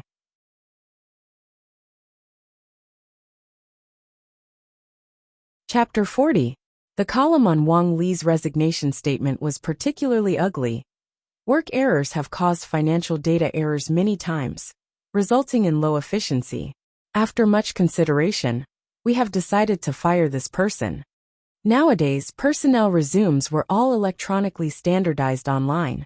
With such a record, any company's finance department would not be crazy enough to hire her. Is there a problem? Gu Peifeng stood at the door and asked. Yi Huanyan came back to her senses. No, I'm just asking casually. Yi Huanyan remembered that the conflict with Wang Li happened yesterday, Ling Han had no intention of defending her at all. In front of Wang Li, he even put all the blame on himself for no reason. What are you thinking about? After Gu Peifeng left, Ji Xiaoye was busy looking at the recruitment plan that had just been sent. From the corner of her eye, she saw Yi Huanyan in a daze and could not help but ask. Yi Huanyan was slightly stunned and hesitated. Why do you think Xiao Wang was fired by President Ling? Who knows? Ji Xiaoye glanced at the door of the president's office opposite her and lowered her voice guiltily. Who knows what that crazy person is thinking? Maybe he saw that she was ugly and didn't like her, so he fired her. Even though her name was not on the resignation list now, it did not mean that it would not be tomorrow or the day after tomorrow. She still had to be careful with her words. Yi Huanyan had her own thoughts. Perhaps Ling Han was not as cold to her as he appeared to be. She just did not understand. Since he cared about her, why did he always say bad things to her when he was with her? Was it just because of what happened before? Half a year ago, she had just walked out of the pain of losing her mother, and she had just had a chance to be intimate with Ling Han under the same roof for a period of time. It was as if they were just one step away from breaking through the window paper, and they would be able to have a proper relationship. That day, for some reason, Ling Han did not return home until after midnight. When she went to work in the morning, she did not see him. Later, when the bar owner called and told her to pay the bill, she found out that Ling Han had been at the bar the whole day. Yi Huanyan had to pay for everything that was broken and the alcohol that was drunk. She had to go through a lot of hardships to bring Ling Han home, but he refused. He kept spouting nonsense, saying that it was not his home. In the end, she had no choice but to take him to a hotel. The night was dark, and she didn't see clearly what kind of hotel she found at the last minute. She only brought her ID card and persuaded the person at the front desk that she didn't want to stay. Only then did she get a room for her. As soon as he entered the house, he was shocked by the scene in front of him. Purple gauze curtains, a large bed covered in roses, and an open bathtub in the middle of the living room. It was a stark reminder to Yi Huanyan that this was no ordinary hotel. When Ling Han saw the bathtub, he pushed and shoved as he took off his clothes. She was so scared that she screamed. She didn't know how she got dragged to bed with him, and she didn't know how it started. Looking at his frowning but still handsome face, she blushed and stared at him for a long time without blinking. Suddenly, he opened his eyes and looked at her in a daze. He pulled her down and flipped her over. The strong smell of alcohol hit her nose, but Yi Huanyan thought that the smell on his body was very good. Her heart felt like it was going to jump out of her throat, and she didn't dare to move. During that time, the old lady of the Ling family was busy finding a suitable match for her to marry. After all, her mother had passed away, and as the child of her stepmother, she had to live in the old mansion and run to Ling Han's place every 2 to 3 days. It was not legitimate, and sooner or later people would gossip. The old lady introduced her to a lot of people and forced her to meet a few people. She was not interested, but she couldn't bear to reject the old lady's good intentions. But how could she make the old lady believe that the person she liked was the man in front of her? The man she had called brother for 10 years. His kiss landed on her lips. It was a little cold, but his breath was dry and hot. Gradually, it became raging. Her mind was blank, and she didn't have the chance to think. Everything that happened after that was still vivid in her mind. The first joy of her life appeared in her mind. Although it was a heart-wrenching pain at the beginning, there was a gentleness that couldn't be hidden in his violence. He called her name. Although she was passive at the beginning, she was the one who took the initiative. That night, she thought that she could merge with her brother Ling Han. So she woke up early the next day and ran to the old mansion to confess to the old lady. In her life, she only wanted to marry this one person. Later, it seemed that everything had deviated from the original track. Her brother Ling Han, the most gentle person in the world, seemed to have changed after that night. When he looked at her again, it was as if there was a fierce beast in his eyes, cutting her into pieces inch by inch. The night the old lady made the decision to ask Ling Han to take responsibility and set up a marriage contract with her, he came out of the old mansion with a gloomy face. He didn't say a word and drove home. Then, He pulled her out of the car and slammed her on the sofa in the living room. Yi Huanyan, your usual innocence is just a pretense, right? You took the initiative to offer yourself and gain the upper hand by a show of strength. Why? Did you like to read The Art of War since you were young? Brother. I don't understand what you mean. Oh, you're still calling me brother. You slept with your brother. Begged your brother to sleep with you? Then it's really a blessing to be your brother. It was the first time she heard such embarrassing words. The first thought in her mind was that this person didn't seem to be her brother Ling Han. That night, Ling Han took her in the living room with a fury. She was already prepared to marry him. The words he said before were like a gust of wind in her one-track mind, leaving no trace behind. So she didn't resist his demands, and even thought that he was willing to accept her. However, the bright light above her head made her eyes hurt. Can I get on the bed? She lowered her head and asked him with a red face. She didn't dare to look into his eyes. My bed is not a bed that just any woman can get on. His actions were very rough. He tore her clothes and ruthlessly trampled on all her love for him in the brightly lit living room. He raised his head, and his pair of cold eyes were filled with coldness. She finally realized that this was a punishment. After that, she enjoyed him every night and received his sudden outbursts of anger at any time and anywhere. She also received the punishment that he kept telling her that she should receive. She always felt that this punishment was because she didn't ask for his permission and had sex with him when he was drunk. Then, she went to his grandmother and asked to marry him. It made him feel that he was being threatened. It had been more than half a year since then, but it seemed that this sin couldn't be redeemed.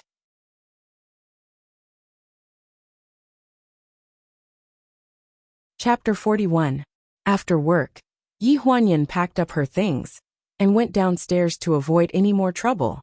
She was going to buy a new phone with Ji Xiaoya. As soon as she reached the door, the scene from yesterday reappeared. A group of fans wearing masks surrounded her and Ji Xiaoya. Not even a drop of water could leak out. It's her, she came out. Go, go, go. The scene from yesterday was still vivid in her mind.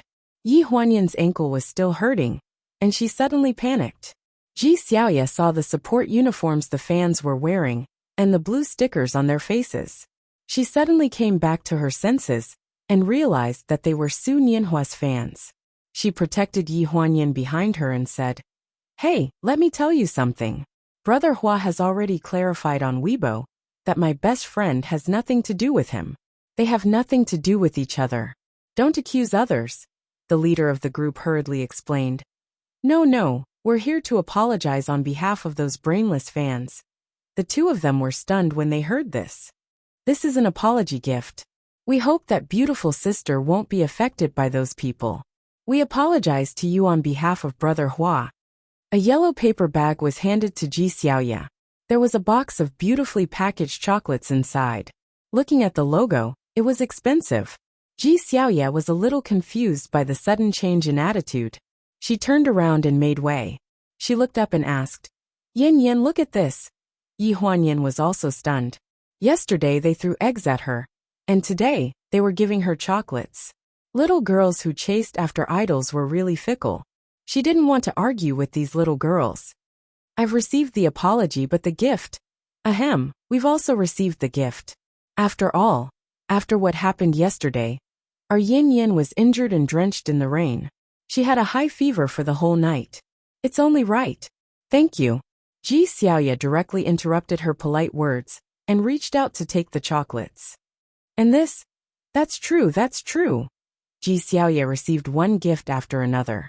She buried Ji Xiaoya in a mountain of gifts. After much persuasion, the fans finally dispersed.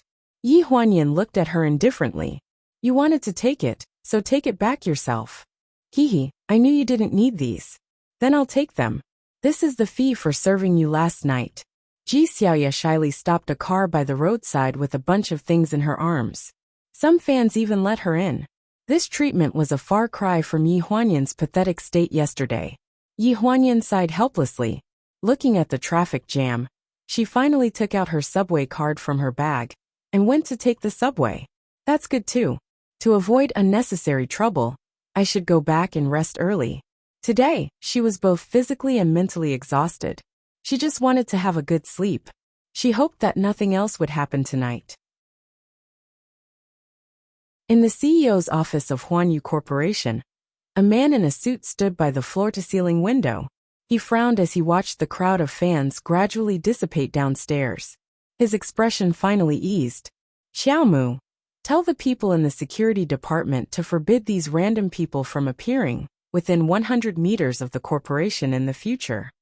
Behind him, Xiaomu was slightly taken aback. She seemed to have thought of something and replied, "Yes." After Xiaomu left, Ling Han still stood in front of the floor-to-ceiling window. He looked at the woman walking toward the subway entrance with a trace of guilt on his face. "Put the bathtub in an hour." The person on the other end of the phone reacted quickly. "Sir, are you going home for dinner? What do you need to prepare?" "I am not going back." After saying this, he hesitated again. "Make it light for dinner." Yi Huanyan dragged her tired body into the neighborhood. A limited edition blue sports car was parked behind a large patch of greenery in the neighborhood. Under the black sunglasses on the driver's seat, the man revealed a tender expression. She was so tired today, because of what happened yesterday. Seeing that she had safely returned home, the blue sports car started and slowly drove out of the neighborhood. When Yi Huanyan returned home, the servant Ling Ling was standing at the door. When she saw her, she looked at the time in surprise. It was almost the same as what Sir said. Ling Ling thought about it and roughly understood. She asked tentatively, "Miss Yi, the bathtub is ready. It should be just right for you to take a bath now." She was startled and revealed a tired but grateful smile. "Thank you." Ling Ling hesitated and looked at Yi Huanyan's back as she walked toward the bathroom. She asked, "Miss Yi, what do you want to eat for dinner?" Yi Huanyan was slightly taken aback. She turned to look at Ling Ling with some confusion in her eyes and said softly, "Anything is fine, as long as it's light." Ling Ling nodded. Her obedient attitude made Yi Huanyan suspicious. The servants of the Ling family had never asked her what she wanted to eat. They had always prepared meals according to Ling Han's taste. Even if they knew that Ling Han would not be home at night, they would still prepare dinner or supper according to his taste. And because of Yi Huanyan's existence, the servants only added a pair of chopsticks for her. Ling Ling seemed to be a little abnormal today. "Sir, did you call back?" Yi Huanyan was not a fool. Without Ling Han's order, most of the servants would rather do nothing. Ling Ling hesitated for a moment. She recalled what Ling Han said on the phone and quickly shook her head. "No, it's just that I saw the news these 2 days. I'm afraid that Miss Yi has been bullied outside. Miss Yi is usually very good to us. You don't need to order us to put the bathwater on." Yi Huanyan was usually very good to these servants. Even if some of them looked down on her from the bottom of their hearts and regarded her as a vixen who wanted to climb up the social ladder, it did not prevent some of them from secretly caring about Yi Huanyan. After all, if Yi Huanyan really became the mistress of the house, with such a temper and character, they would have a good life. However, such an answer made Yi Huanyan feel a little disappointed. She did not ask any more questions and directly walked into the bathroom barefooted. The mist was dense, and the glass of the bathroom was hazy, faintly reflecting the woman's graceful figure. If one did not look carefully, one would not be able to see the mottled bruises on her body. After taking a shower, she soaked herself into the bathtub. The warm water soaked her body. Finally, she let out a long sigh of relief. This was probably the most comfortable moment of the day. The white incense lamp emitted a light and elegant fragrance. She rested her head on the edge of the bathtub and looked up at the ceiling. Gradually, her consciousness faded. The halo around the white light above her head grew bigger and bigger, as if it was going to cover her whole body. The black and white light kept flashing. The light seemed to be playing hide and seek with her. After a while, it disappeared, and her vision was pitch black.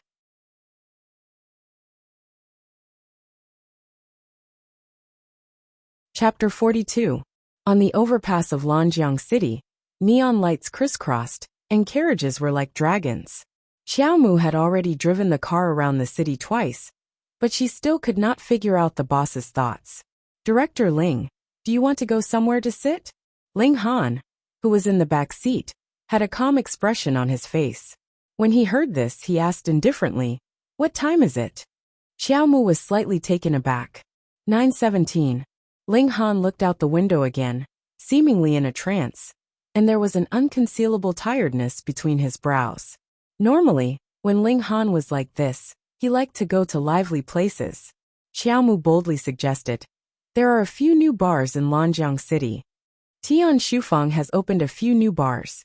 If President Ling is interested, I can take you there to have a look." Ling Han did not say anything, seemingly agreeing silently. Xiaomu took it as a tacit agreement. After all, they had already been driving on this road for 2 to 3 hours, so it did not matter where they went. Hence, Xiaomu turned around at the next interchange and drove toward the city center. At 9 o'clock at night, Lanjiang City was excessively brightly lit. It was even more gorgeous and attractive than during the day. He used extremely gaudy and heavy makeup to decorate the city, making it full of human feelings and fireworks. It seemed that all the lights in the city were lit for him. When the car arrived at the street where Lanjiang Bar was located, Xiaomu stopped the car and led Ling Han through the crowd of people in the newly opened bar. They found a barely secluded booth behind the dance floor and sat down. Ling Han's appearance was quite outstanding, and with his expensive suit and Vacheron Constantine on his wrist, he attracted a lot of flirtatious men as soon as he sat down. Xiaomu had just gone to the restroom when a bold man came up to strike up a conversation. "Handsome, are you alone?" The woman in the flirtatious pink tight-fitting dress had pale blue wavy hair draped over her shoulders, looking quite artistic. Upon closer inspection, although she was wearing heavy makeup, her face was quite natural. She did not have a sharp chin, due to excessive plastic surgery, nor did she have too much hyaluronic acid injections. It was just that this pickup line was a bit old-fashioned. She could not be considered a first-rate beauty, but she was not mediocre among the second-rate beauties. For a normal man to be able to get such a high price in a nightclub, he would feel that this trip was worth it. Ling Han was naturally no exception. Because of the matter with Yi Huanyan earlier in the day, he was feeling depressed. Even if someone came to entertain him, even if it was a vulgar person, he would not refuse anyone. He raised his head, and his sharp eyes softened under the dazzling lights of the nightclub. "What's wrong? You are?" When the woman met his eyes, her heart started beating wildly. She curled her lips and revealed her signature seductive smile. "Otherwise, I wouldn't have the guts to sit here." "Really? In your opinion, this is considered bold? It doesn't count. I don't usually come to places like this." The woman's coquettish voice could easily confuse people. Usually, people who said that they did not come here often were frequent customers. Ling Han sneered in his heart, but he still looked calm on the surface. His tone was so dull that it was almost boring. "It's good to come here more often. It can train my courage." It was a rather suggestive sentence. Even though it was said in an indifferent tone, it still made the woman who was trying to strike up a conversation overjoyed. She followed Ling Han's words and continued, "You like someone with guts? Have you seen a very courageous woman?" Ling Han had only seen one very courageous woman. So far, she was the first woman who dared to climb into his bed and force him to marry her. She was the only one left. The woman thought that she had a good topic. Normal men would have used this topic to talk about romance. The topic of romance could be sad, but it could also be moved to tears. It was a good topic to close the relationship. Ling Han, however, lost interest at this time. He thought of Yi Huanyan and what happened today. Although he was expressionless, his heart was undulating. When Xiaomu returned, there was a woman sitting in the original seat. She was drinking a cocktail with a resentful expression. She seemed to be very unwilling. "Miss, you're the miss. Your whole family is." The woman glared at Xiaomu. This man, who was obviously an assistant, happened to answer the words of the person who just left. "If you see my assistant come back to find me, tell him that I'm leaving. If you're not interested, don't flirt." This man was so arrogant that it made people want to throw their glasses. However, when they thought of his face, they felt that this arrogance was not unreasonable. He has something to do, so he left first. The woman's expression eased a little. After all, She still wanted to get close to this little assistant. Xiaomu frowned. He took out his phone from his pocket and looked down at the line of words flashing on the screen. I'll be there in 10 minutes. The woman in the low-cut dress was still trying to get close to him. Handsome, the person who just left was your boss, right? Can you give me your contact number? Ling Han's sudden departure made Xiaomu anxious. Now that this woman was trying to get close to him, he was even more disinclined to be perfunctory. He glanced at the rack of gossip magazines next to the bar counter and grumpily said, 15 yuan for one. If you don't have money, you can borrow it. After saying this, he strode away, leaving the woman sitting there alone with her eyes wide open. What kind of person is this? Is he crazy? There was an entertainment magazine and a financial magazine next to the bar counter. They were both the latest issues of the month, and the cover of both was Ling Han. If this woman looked carefully, she would find that the familiar face just now was not the marriage that she had seen thousands of times in her dreams, but a real one. When Ling Han's car arrived at the villa, it was almost 11 o'clock.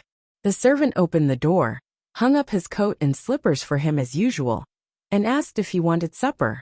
Ling Han glanced in the direction of the master bedroom on the second floor, and asked in a seemingly careless manner, "What did you eat tonight?"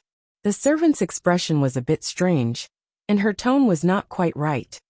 "Yes, I cooked some millet porridge and fried 2 vegetarian dishes according to your instructions." Sir, do you want them?" She didn't eat. Ling Han frowned. The servant's body stiffened. Miss Yi Shishi. What about her?" Ling Han's expression suddenly tensed up. "Where is she?" Only then did he realize that there was no light in the master bedroom on the second floor. Yi Huanyan was afraid of the dark, so she could only sleep with a night light on. The 2 servants' legs turned to jelly, and they knelt on the ground in fear. Miss Yi is in the hospital." Yi Huanyan got off work at 5 o'clock and went into the bathroom to take a shower when she got home at 6:30. The servants did not care about her, and by the time they found her, she was almost dead. It was Ling Ling who had prepared dinner and found that she was not out yet. She went to the bathroom door to call her, but there was no response at all. When she opened the door, she saw Yi Huanyan soaking in the water, without a trace of life. Ling Ling was scared out of her wits. She called an ambulance to take her away, leaving the 2 old servants to look after the house.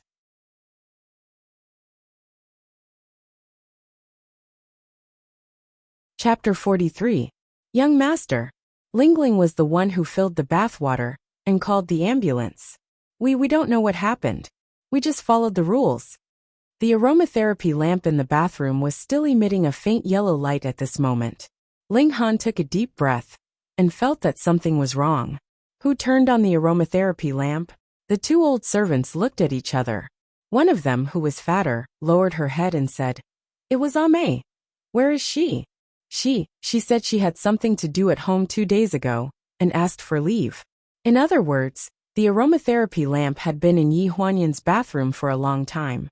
There was nothing wrong with the aromatherapy lamp. It was no different from the ones in every bathroom in the villa. The only difference was that it was mixed with essential oil. Ling Han smelled it and knew that it was the lavender essential oil that his friend had brought back from abroad to treat insomnia. After using it for a while, the doctor said that it was too strong and could cause accidents, so he gave it to the servants and told them to throw it away. Now they took the initiative to change the normal aromatherapy oil in the bathroom. Late at night, outside the hospital ward closest to the villa, Ame's family isn't very rich, so she always secretly takes some of Miss Ye's things to sell. Usually, it's some kind of branded shopping bag. A shopping bag can sell for more than 100 yuan. I found it twice. When I said that it was her, she said that it was useless to Miss Yi, so she just helped her deal with the trash. Later, she would also take some samples of Miss Ye's cosmetics from the counter. Miss Yi is very narrow-minded. I reminded her a few times, but she didn't take it seriously. Ling Han's face darkened. The essential oil was indeed switched by the servant named Ame. These servants thought that he was easy to bully because he didn't treat Yi Huanyan well. Usually, they would secretly steal things from her room, but this time, They actually had their eyes on the things she usually used. The things in Ling Han's villa were all of the best quality. A bottle of aromatherapy essential oil was worth more than 10,000 yuan. Who would have thought that there would be someone bold enough to do such a thing? Young master, I'm not sure if I may did this. She's been home for a few days now. Why don't we ask her tomorrow when we come to work? No need. When you go back, tell them by the way that from tonight onwards, you don't have to come back. Ling Ling's face stiffened as she stuttered. Young master, we didn't do anything. Ling Han didn't listen to her explanation. He didn't care that her eyes were red, and she was about to cry. He went straight into the ward and shut her out. The night wind was rustling, but it was not necessarily cold. Sometimes inaction was also a sin, at least for Ling Han. He treated Yi Huanyan, who had lived under the same roof for 10 years, like this, let alone a group of servants who had nothing to do with him. In the ward, the air conditioner was on to keep the temperature in the room balanced. In the single ward, a woman was lying on the bed with her brows tightly knitted together, as if she had a nightmare. She choked on water. Fortunately, they found her in time. If they had been a little later, she might not have been saved. She was fine now. The hospital was worried that she would get a respiratory infection, so they wanted to keep her here for observation for the night. He pulled a chair over and stared at the woman on the bed. He didn't know if she was unconscious or sleeping, but his face was ashen. Ever since he heard the doctor's words, his face had slowly darkened. This woman was really troublesome. She almost drowned when taking a bath. She couldn't stand the wind and rain. Even if she left him, there were still many cruel things in this world. He suddenly remembered that morning when she was eating in his car and choked. Her entire face was red and purple. If he hadn't passed her water, she might have choked to death. Who did she inherit this from? Jiang Milan's shrewd appearance didn't look like someone who could give birth to such a stupid daughter. Could it be that she was like her short-lived father? Ling Han even suspected that Jiang Milan's eyes were so sharp that she could read fortunes. If it weren't for her short-lived ex-husband, she wouldn't have been able to marry into the Ling family so easily. When he realized that he was thinking so much, a long time had passed. The woman on the bed didn't seem to be sleeping well. She turned over and turned her back to Ling Han. He immediately retracted his thoughts and his face turned cold. She didn't forget to hide from him even in her dreams. Didn't she say that she loved him? She was really the same on the outside. After looking at her for a long time, he couldn't help but think about it. In the past 10 years, Ling Han couldn't explain his feelings for Yi Huanyan. After Jiang Milan and Ling Dongming passed away in a car accident, the old madam felt terrible and brought Yi Huanyan to the old mansion to accompany her. However, Yi Huanyan wasn't a member of the Ling family after all. There were many servants who gossiped about her. Without Jiang Milan and Ling Dongming to support her, some of the gossip became even more unrestrained. Especially some of the female family members of Ling Dongming's business friends. Ling Han was a person who didn't like to interact with others. They used the excuse of visiting to get close to the old madam. When they saw Yi Huanyan, it was inevitable that they would have some thoughts. First, they praised Yi Huanyan to the skies. Then, they tried to find out the relationship between this girl and the Ling family from the old madam's words. Their words all revealed that they wanted to get close to her. However, when they found out that Yi Huanyan was just a burden brought along by their stepmother, their attitudes immediately changed 180 degrees. Often the words that were about to come out of their mouths, or words that had already been said, changed. Something like, "My son will become my nephew, and my husband's younger brother will become a distant cousin who studied abroad." The conditions were not bad, but the meaning changed. In the end, they didn't like Yi Huanyan.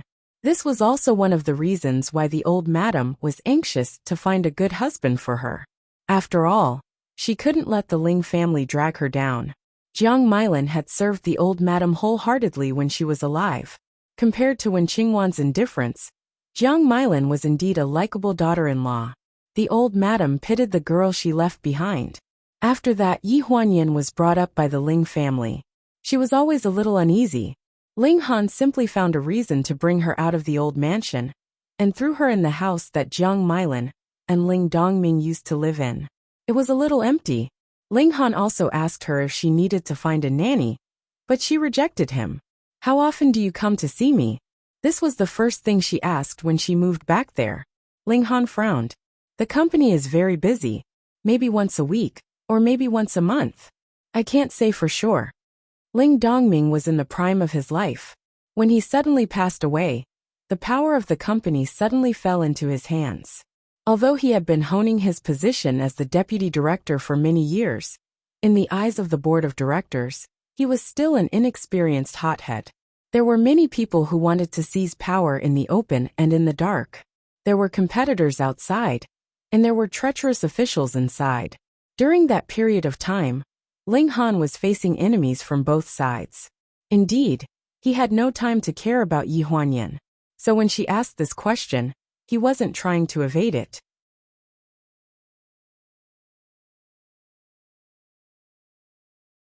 Chapter 44.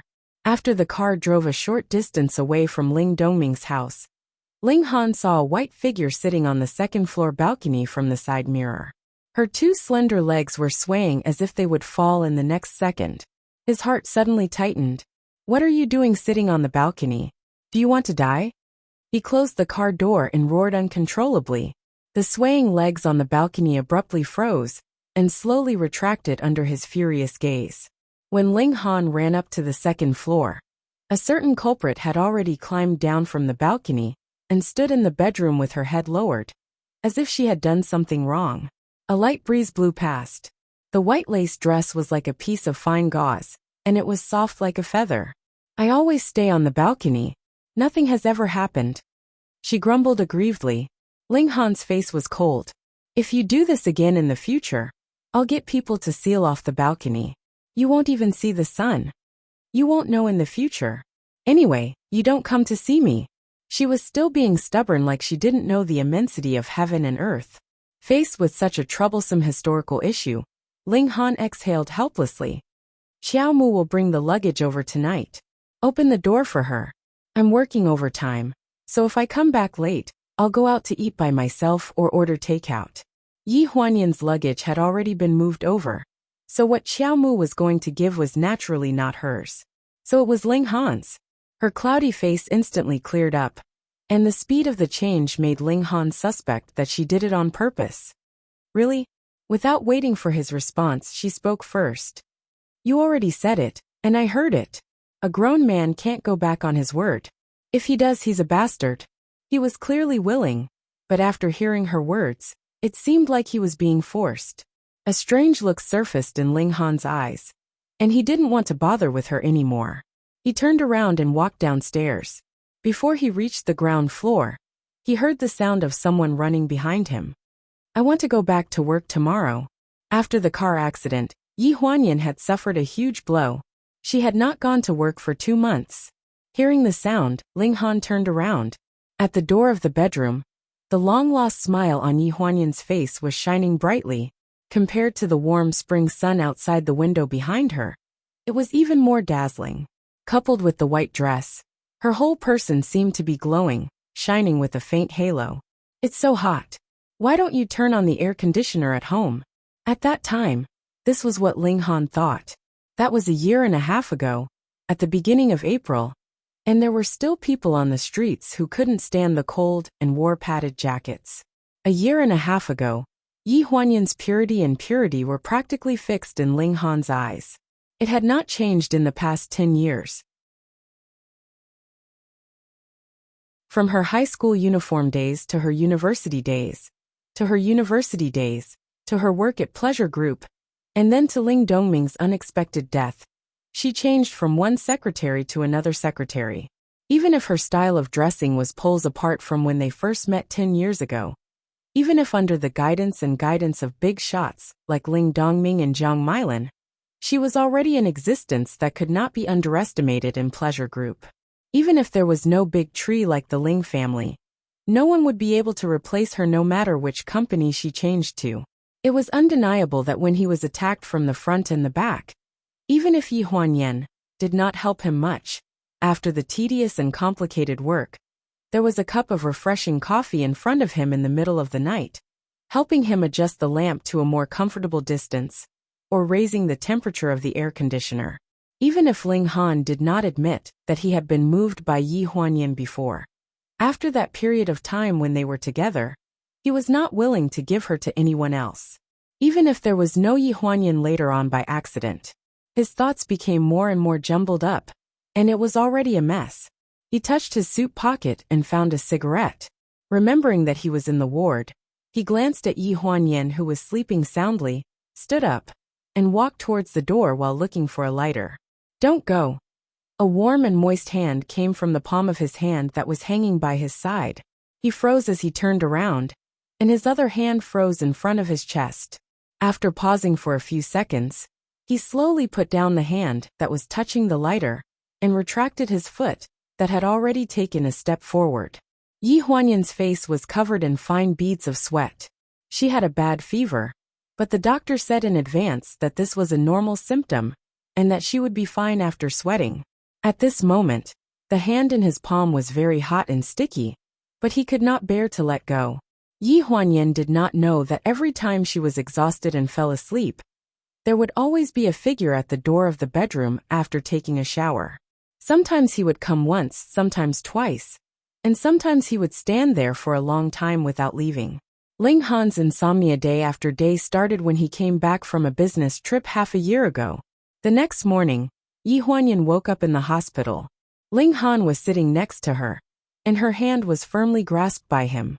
She glared at him and jerked her hand back. This action woke him up. He slowly opened his eyes, frowned, and stared at her without saying a word. Yi Huanyan held her forehead as if she was dreaming. She got up from the bed and leaned against the headboard. "Why am I here? You can drown to death in the shower. Why are you playing amnesia with me now?" As soon as the cold voice came out, he suppressed the gentleness of last night and did not mention it again. Her whole body stiffened, and she shrank back nervously and asked carefully, "You sent me here? Then you have to be alive to soak in the water until I get home." He stood up and glanced at her. "The doctor will be here in a while. If there's nothing else, go home and stay." "Where are you going?" Her confused voice came from behind. Because of the slight damage to her vocal cords and the fever, her voice was very hoarse. The company can still operate without a secretary, but without a boss, the employees have nothing to eat? She opened her mouth, but in the end, she swallowed the words, "Can you stay with me for a while?" The doctor came to do a checkup and found that her vitals were normal. She could be discharged as usual. "Don't worry, Miss Yi, you can rest for a while. It's still early, and you might not be able to get a taxi," the doctor advised with concern. "Then thank you. You're welcome. It's what I should do." A pair of cold eyes gradually softened outside the observation window of the ward. When he left the hospital, his phone rang. It was Chiao Mu. "President Ling, the servants' salaries have been paid, and it will take 2 days to find new servants. How about keeping at least 2 for now? They are still at your house, and said that they will wait for you to go back and explain to you." Ling Han frowned. "Keep the one called Ling, drive the rest away." After saying this, he raised his wrist and glanced at it. "Make them disappear with their things in 20 minutes. Before 8 o'clock, Yi Huanyan left the hospital and hailed a taxi on the roadside. It was not rush hour yet, so there was no traffic jam. She got home in 20 minutes and asked the driver to wait at the door for a while before she went in to get the money. As soon as she entered the house, she inexplicably felt that something was not quite right. It seemed that something was missing, and it was a bit lonely.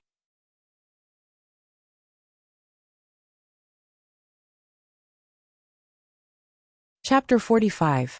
When Yi Huanyan entered the house and changed her shoes at the entrance, she finally realized that something was wrong. Usually, the servants in the house were busy with their own duties. There were people busy in the kitchen, living room, and laundry room. But today, the whole house was very quiet and empty. She had one foot in the soft pink home slippers, and the other foot in her flats. She suddenly froze at the entrance. Where were the people at home?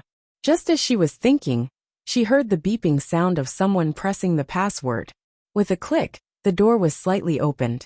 A short-haired woman struggled to carry a suitcase and squeezed through the gap. She wore a faded pink sportswear.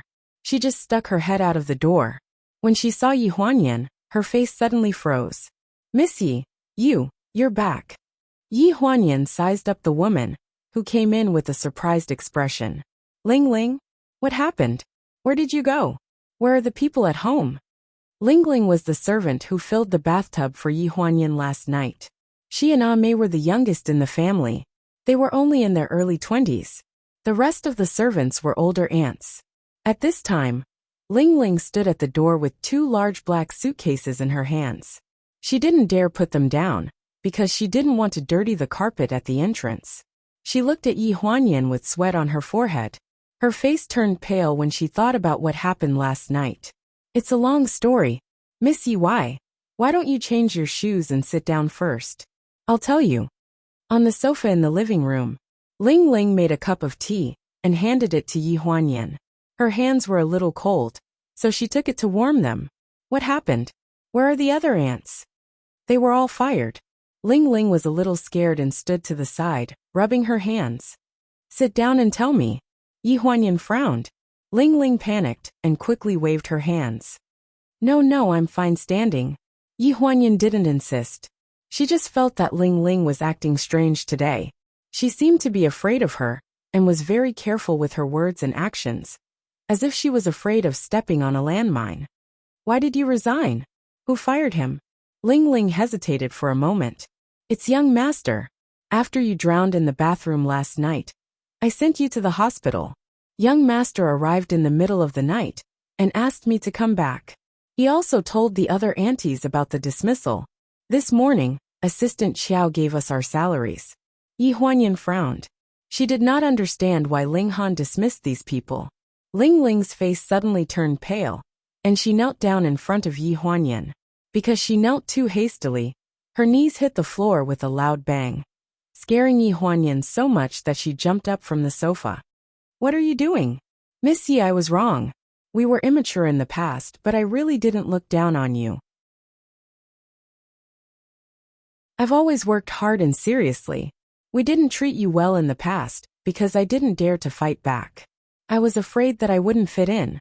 I just wanted to work hard. I'm sorry, Miss Yi." Ling Ling was crying in snot. She knelt in front of Yi Huanyan and refused to get up. No matter how hard Yi Huanyan tried to pull her, she wouldn't budge. "Get up first." Yi Huanyan had no strength left. She sat on the floor and yelled with difficulty. "Are you done? Why are you crying? Explain it to me." Ling Ling was so scared by her yelling that she didn't dare to make a sound. Her crying stopped, but she couldn't hold back the sobs in her throat. Her shoulders twitched as if she was burping. Forget it. Drink some water first." Yi Huanyan helplessly supported herself on the sofa and stood up. She passed the teacup on the coffee table to Ling Ling. After gulping down several mouthfuls of water, Ling Ling finally stopped crying. She told her story with a slight choking voice. "Originally, young master wanted to chase us all away, but in the morning, the aunties didn't want to leave, so they asked Assistant Xiao to plead for them. Assistant Xiao made the call in front of us, so we didn't hear what young master said. But in the end, Assistant Xiao said that I was the only one left.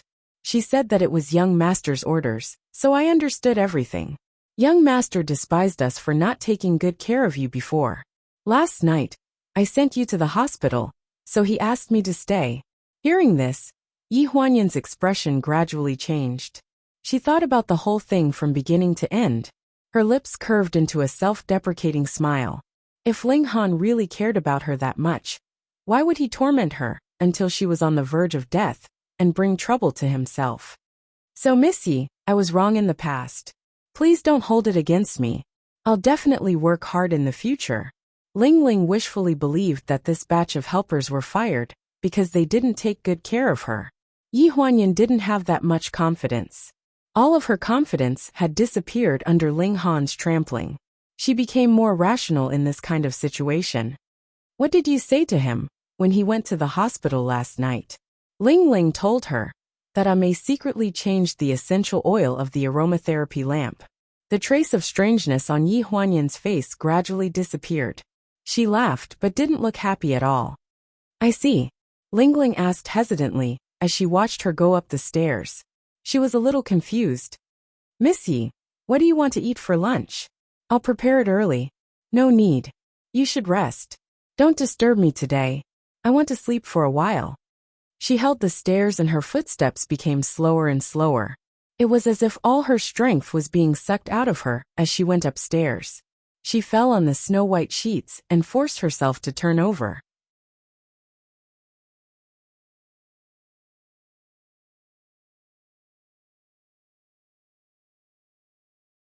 Chapter 46. She guessed that Ling Han had returned, so she quickly wiped her hands on her apron and hurried out of the kitchen. Young master, are you back for lunch?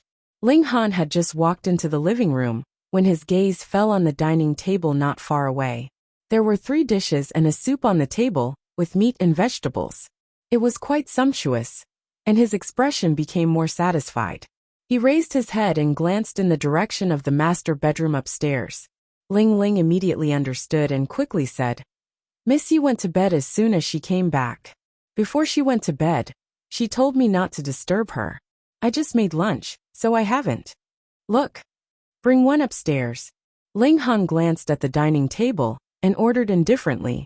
Ling Ling quickly nodded and rushed into the kitchen. 2 minutes later, she came out with lunch.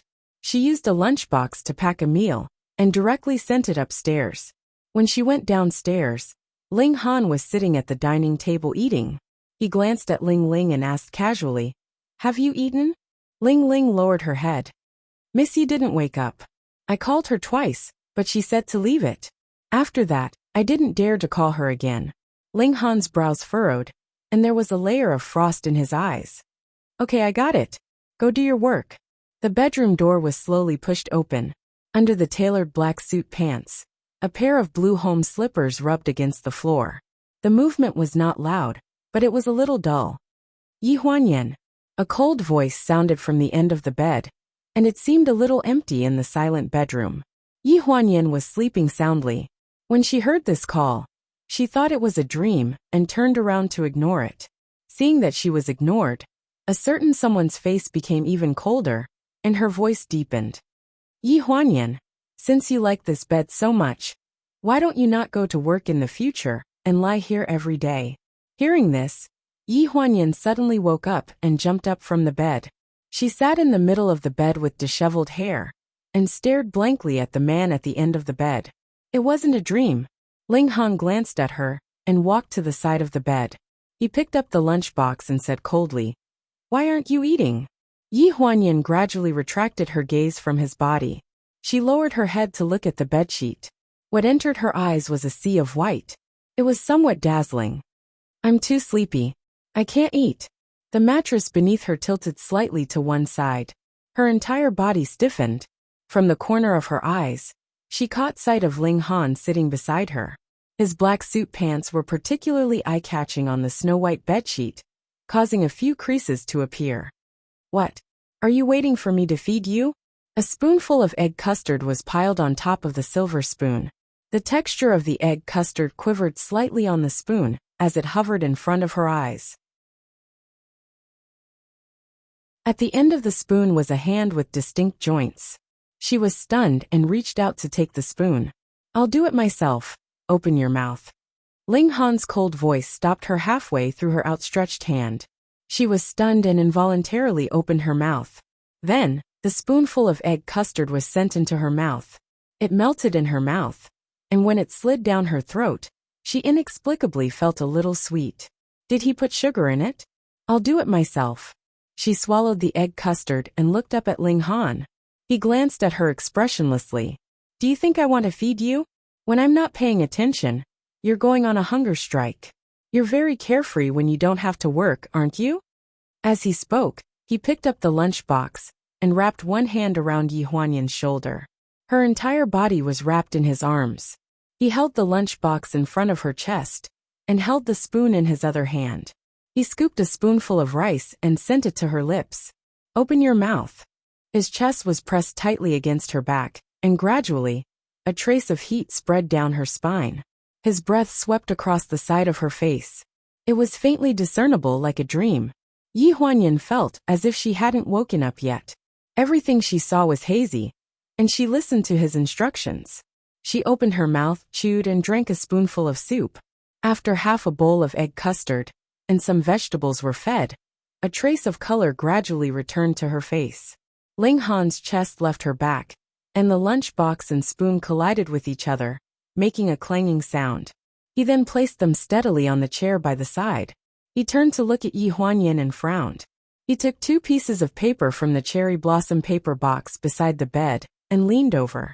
Yi Huanyan had an oval face the size of a palm. Her eyes were dark and bright, and the tip of her small nose was like that of a nimble little fox. Her lips were stained with light yellow egg custard, and her confused gaze was like that of a lost kitten. Ling Han held the tissue and approached her. He originally raised his hand to wipe the corner of her mouth, but the moment he got close to her, his heart suddenly skipped a beat. A light breeze blew past, and she blinked. Her eyes were like a pool of spring water. His hand suddenly stopped and changed direction to hold her shoulders. He then leaned over slightly, lowered his head, and sucked on her small lips. Yi Huanyan's entire body stiffened. The pain in her lower body had yet to disappear. She didn't want to endure Ling Han's love at this moment, but she didn't dare to resist. She could only let him kiss her lips and pry open her teeth. Yi Huanyan's consciousness gradually blurred. How could this dream be so real? Assistant Xiao's voice sounded from outside the door. President Ling, there's not enough time for the afternoon meeting. Do you need me to change the time with the client? Ling Han's hand paused on his belt, and he glanced at the door unhappily. Yi Huanyan's entire body stiffened, and she instantly regained consciousness. She raised her eyes to look at the man on top of her, and her face was burning red. No need. I'll leave after I change. His cold voice was accompanied by the sudden lightness of her body. He gradually walked away and entered his own room through the sliding door of the cubicle, leaving behind a clean room of ambiguity and warmth that hadn't had time to fade. Yi Huanyan stroked the skin on her chest. It seemed like there was still some of his warmth. This was one of the few gentleness he had. Her clothes were intact, and her body was intact as well. Other than her slightly red and swollen lips, it seemed like he didn't do anything to her this time. It really did seem like a dream. After Ling Han left, Yi Huanyan went into the bathroom to take a shower. With the previous night's lesson, she didn't dare to take a shower for too long. She didn't turn on the aromatherapy lamp either. Looking at herself in the mirror, there were still some mottled bruises on her body that had yet to disappear. The pain in her lower body was still clear, but when she thought of the gentleness just now, it seemed like all of this would vanish like smoke in thin air.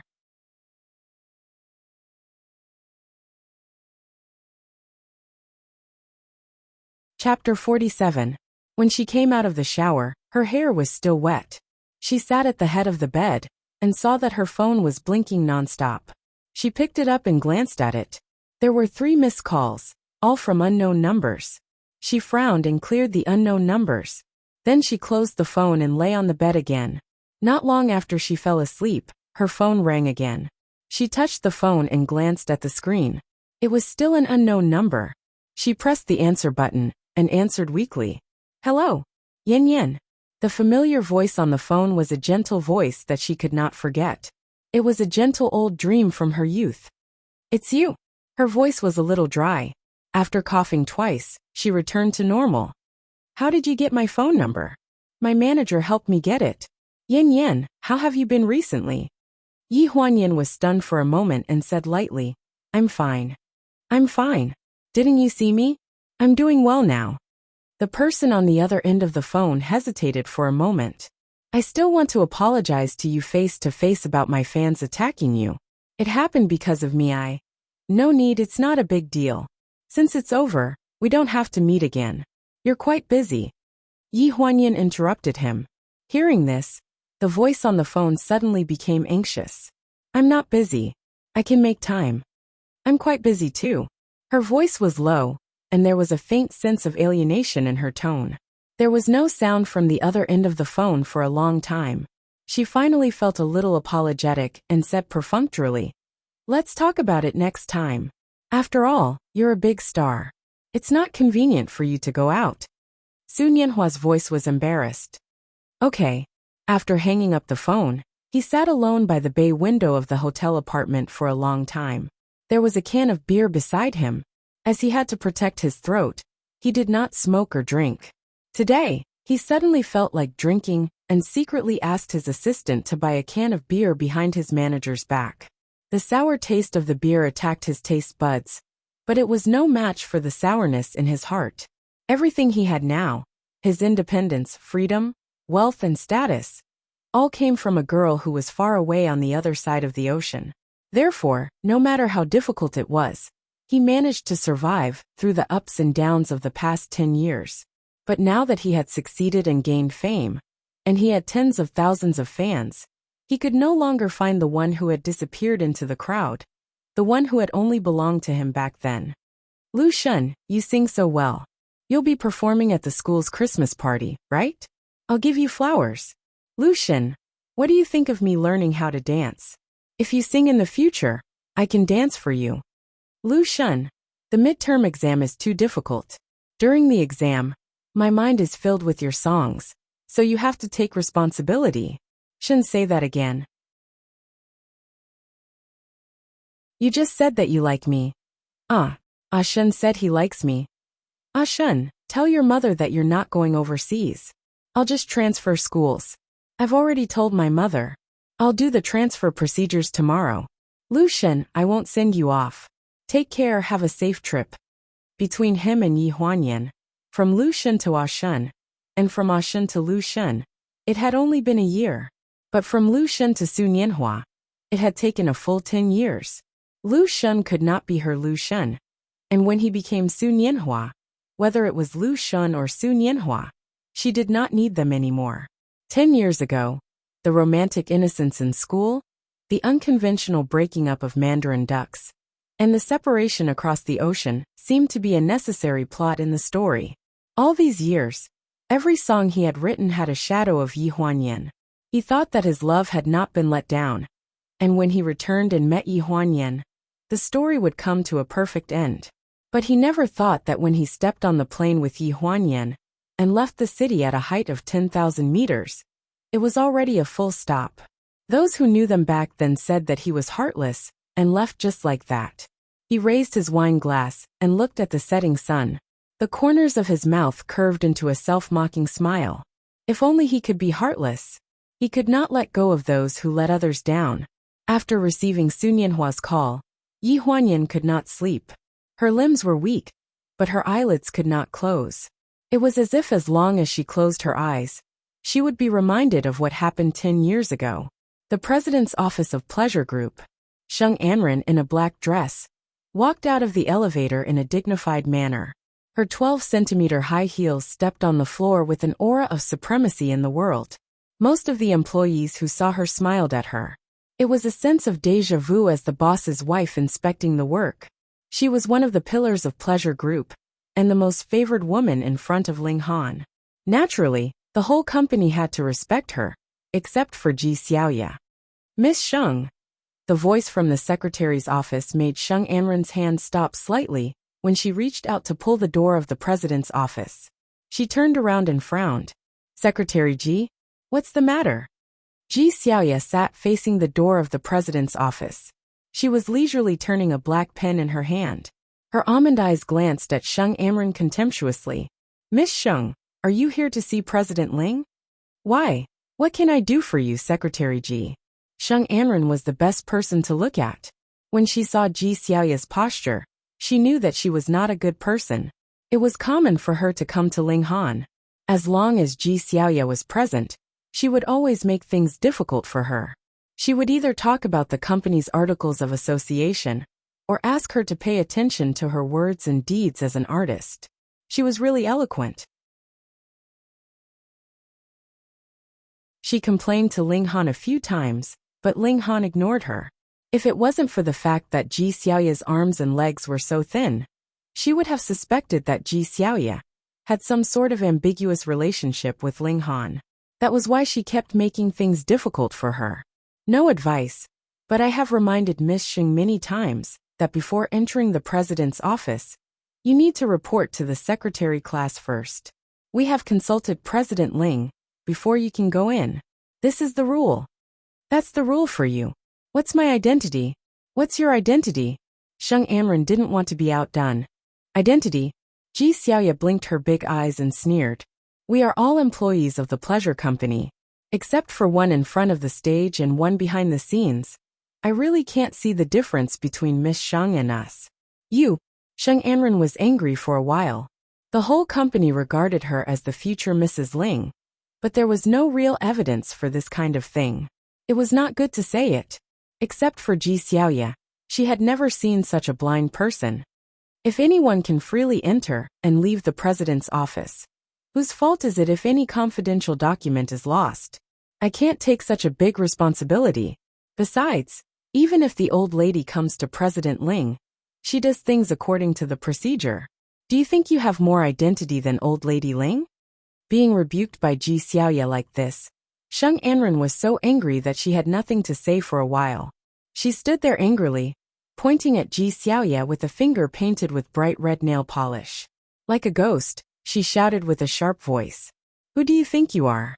How dare you talk to me like this?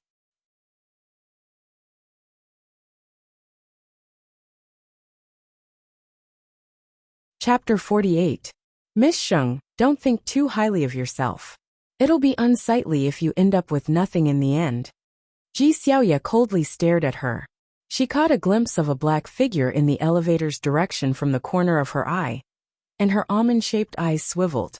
She instantly changed her expression and said with a grin, Miss Sheng, Director Ling really isn't in the office. How about you come to the secretary's office to have a cup of tea first? What tea? I must go in today. Sheng Anren turned around to open the door. She was so angry that she didn't notice the tall figure behind her for a moment. Director Ling, what do you think? The voice behind her abruptly caused Sheng Anren's body to stiffen, and her action of opening the door also paused. Yet it just so happened that the doorknob lightly opened a crack during her pause. Director Ling, I said you weren't in the office, but Miss Sheng wants to force her way in, so I can't do anything about it. Ji Xiaoya lowered her head with an aggrieved expression, but in reality, Xiao Mu saw the crafty smile in the corner of her eyes. Sheng Anren was scared out of her wits. After she came back last time, Ling Han specially told her that she couldn't enter and leave as she pleased when he wasn't in the office in the future. However, Ji Xiaoya clearly didn't tell her that Ling Han wasn't in the office just now. Han, I really don't know. I'm not. She didn't know where to start with her explanation, so she stuttered incoherently. When she raised her head, her eyes met with Ling Han's icy cold eyes, and she was scared out of her wits. Did you not hear what I said, or did you not take it seriously? His voice wasn't loud, but it was bone-chilling. The door of the director's office locked Sheng Anren outside, and many people came to watch the commotion. It was the first time they saw Sheng Anren lose face in front of Ling Han, so they all talked at once in private. Some of the words that fell into Sheng Anren's ears deepened her resentment towards Ji Xiaoya. She glared angrily at Ji Xiaoya and raised her eyebrows. Her phoenix eyes swept across her face as she said coldly, Secretary Ji, it's better to help others than to help yourself. You don't know what's good for you. If anything happens in the future, don't blame me for being merciless. Ji Xiaoya had just vented her anger and was very pleased with herself. Hearing her words, she didn't take it seriously at all. She snorted and blinked. I heard that dogs that bite don't bark. The implication was that Sheng Anren's threat in front of her was just a bluff, and he also scolded her as a dog. The desktop computer screen of the president's office showed the surveillance video of the secretary's office and the corridor. Sheng Anren walked away in a slightly embarrassed manner. Ji Xiaoya's triumphant smile undoubtedly showed that this accident was purely man-made. Xiaomu spoke up from the side. President Ling, Secretary Ji treats Miss Sheng like this. Do you need me to remind her to restrain herself? Ling Han retracted his gaze from the surveillance video and said coldly, No need. It's also a good thing to dampen Sheng Anren's spirit, so that she won't be too ostentatious in the company. Xiaomu nodded with a strange look in her eyes, but she didn't dare to speak up for Sheng Anren again. After work in the afternoon, Ji Xiaoya was in an extremely good mood. She hummed a song as she walked downstairs. She skipped to the plaza and waved to take a taxi home. A taxi stopped in front of her. She tilted her head to take a look and faintly saw a man sitting in the back seat. "Sir, I'm not carpooling." "You." Before she could finish speaking, the back seat window slowly rolled down, revealing a face wearing sunglasses. Ji Xiaoya stared blankly for a few seconds before covering her mouth and stomping her feet in place. You. Su Nianhua waved at her from the car and said meaningfully, "May I have the honor of treating Miss Ji to dinner?" Ji Xiaoya jumped 3 feet into the air in front of the taxi door. Yes. Too much. Oh my god, my idol is treating me to dinner. It was rare for Ling Han to come home early. After meeting the clients, he had a meal with them. Then, he pushed away the rest of the activities and left directly. This surprised a few of the clients. They laughed at him and wondered if he was hiding a mistress at home. That was why he was in such a hurry to go home.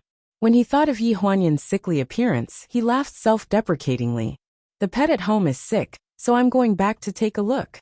Everyone looked at each other and smiled ambiguously. They pushed and shoved him to drink 2 glasses of wine before giving up. When he got home, Lingling was cleaning up the dining table. She was surprised to see Ling Han come back at this time. "Young master, have you eaten?" Ling Han nodded. His slender fingers reached into his collar and loosened the tie around his neck. He then undid 2 buttons and pulled a chair beside the dining table to sit down. There was a hint of fatigue in his eyes. "I'll get you a glass of water." Lingling hurried into the kitchen with a tray, but found that she hadn't boiled the water yet. When she came out with the hot water to make tea, Ling Han was already gone. She heard the sound of footsteps coming from the 2nd floor. She stood there for a while with the cup in her hand. She didn't say anything and picked up a cloth to continue cleaning the dining table. In the master bedroom on the 2nd floor, there was a big bed in the simple house. A woman with delicate features was lying on the bed. She was sweet and cute. Her back was to the bedroom door as she stared out the window in a daze. She had been in a daze for so long that she didn't notice that the bedroom door was pushed open and Ling Han walked in. The mattress beside her suddenly sank.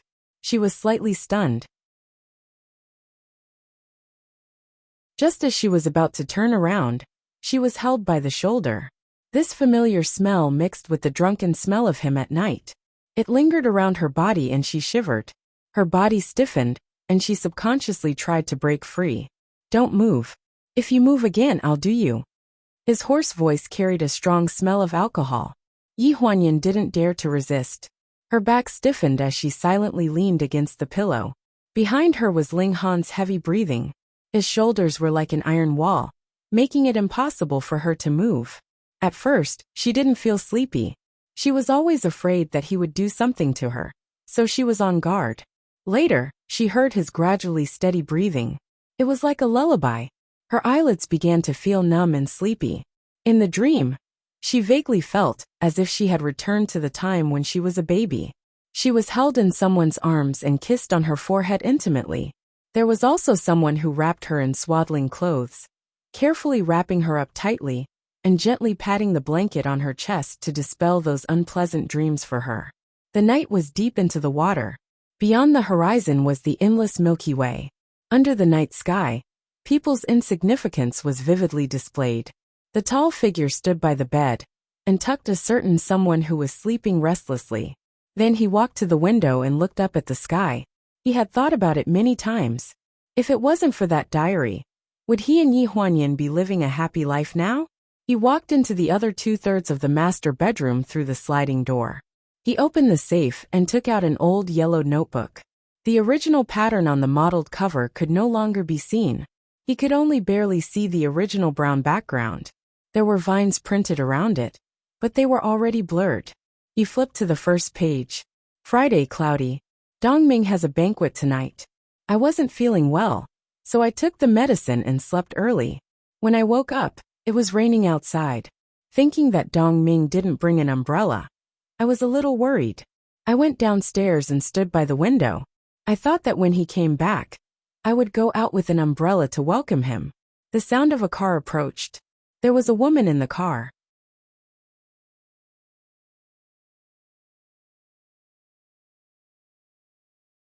Chapter 49. The diary was written more than 10 years ago.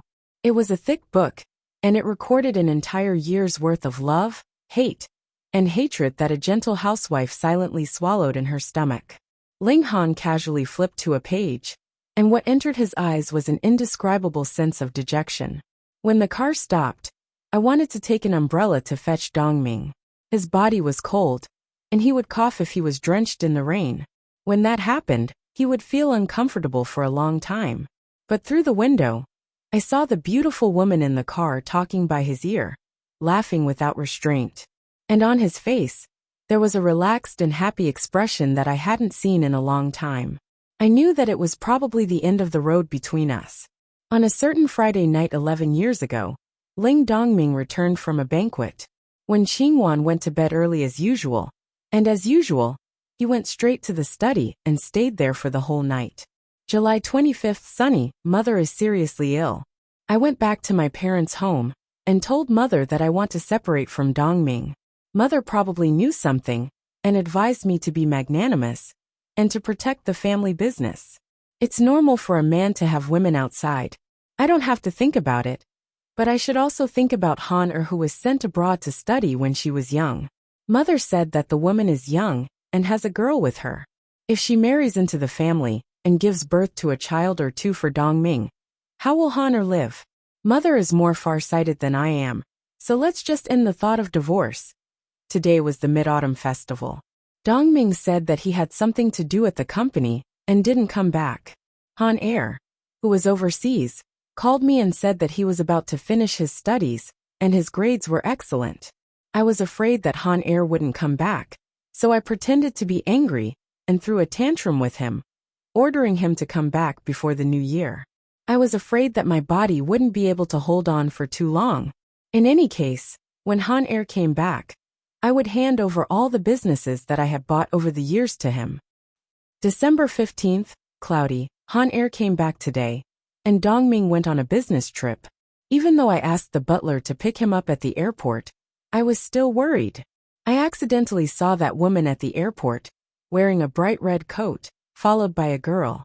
She was very beautiful, and when she grew up, she would definitely charm many men. That woman seemed to know me and wanted to say hello to me. I stumbled out of the airport and stood outside. It was snowing outside, and I didn't know when that girl stood behind me and gave me an umbrella. She seemed to know everything. His well-defined fingers gripped the edge of the diary. Because he used too much strength, the veins on the back of his hand bulged, as if they were about to burst out of his blood vessels. Ling Han's face gradually darkened. This diary left by when Qingwan started from half a year ago, and it reminded him day after day that the ambiguous time between him and Yi Huanyan was a complete joke. The so-called love built on his mother's dignity had become a thick sense of guilt towards his mother. He still remembered that on the day he returned to the country 11 years ago, he couldn't find the butler to pick him up at the airport. When he arrived at the airport, he saw his dazed mother holding a small red umbrella in her hand. Her shoulders were covered in snow, and her plain beige coat made her face look pale. "Mom, why are you here? Where's the butler? Your body isn't very good. Why are you forcing yourself?" At that time, he couldn't understand his mother's ashen expression. He just thought that she was in a daze because of her poor health and the cold winter wind. "It's nothing. Let's go home." When Qingwan was always a gentle person, when she saw Ling Han that day, the first sentence she said was especially firm when she said go home. The more a person clung to something, the more they couldn't get it. After Ling Han returned to the country for half a year, when Qingwan gradually lost weight. During the new year, she seemed to be in better health. Ling Dongming also put down his work and rushed back to reunite with the family. However, at night, he received a call and went out. It was also that night that when Qingwan inexplicably lost her temper at the servants and fired all the servants at home. She even smashed things at home for the first time. The doctor said that the cancer cells had spread, causing the patient to be in a gloomy mood. There would be some extreme psychological changes, so they should be mentally prepared. Therefore, all of this did not happen out of Ling Han's expectations. After that, He carried his almost weightless mother back to the room to rest. However, she refused to sleep and kept saying that there wasn't much time left. She asked him to take out the old record player at home and play it. The old melody spun out of the record player, as if it could draw people into that simple and unadorned era. When Qingwan said, "Honor, if you fall in love with a girl in the future, you must like her seriously." At that time, Ling Han didn't care about love and relationships. Although he had a few relationships overseas, they were all left unsettled and ended peacefully. "Mom, why are you suddenly saying this? Did my dad make you sad?" "No." When Qingwan held his hand, "Your dad is quite good.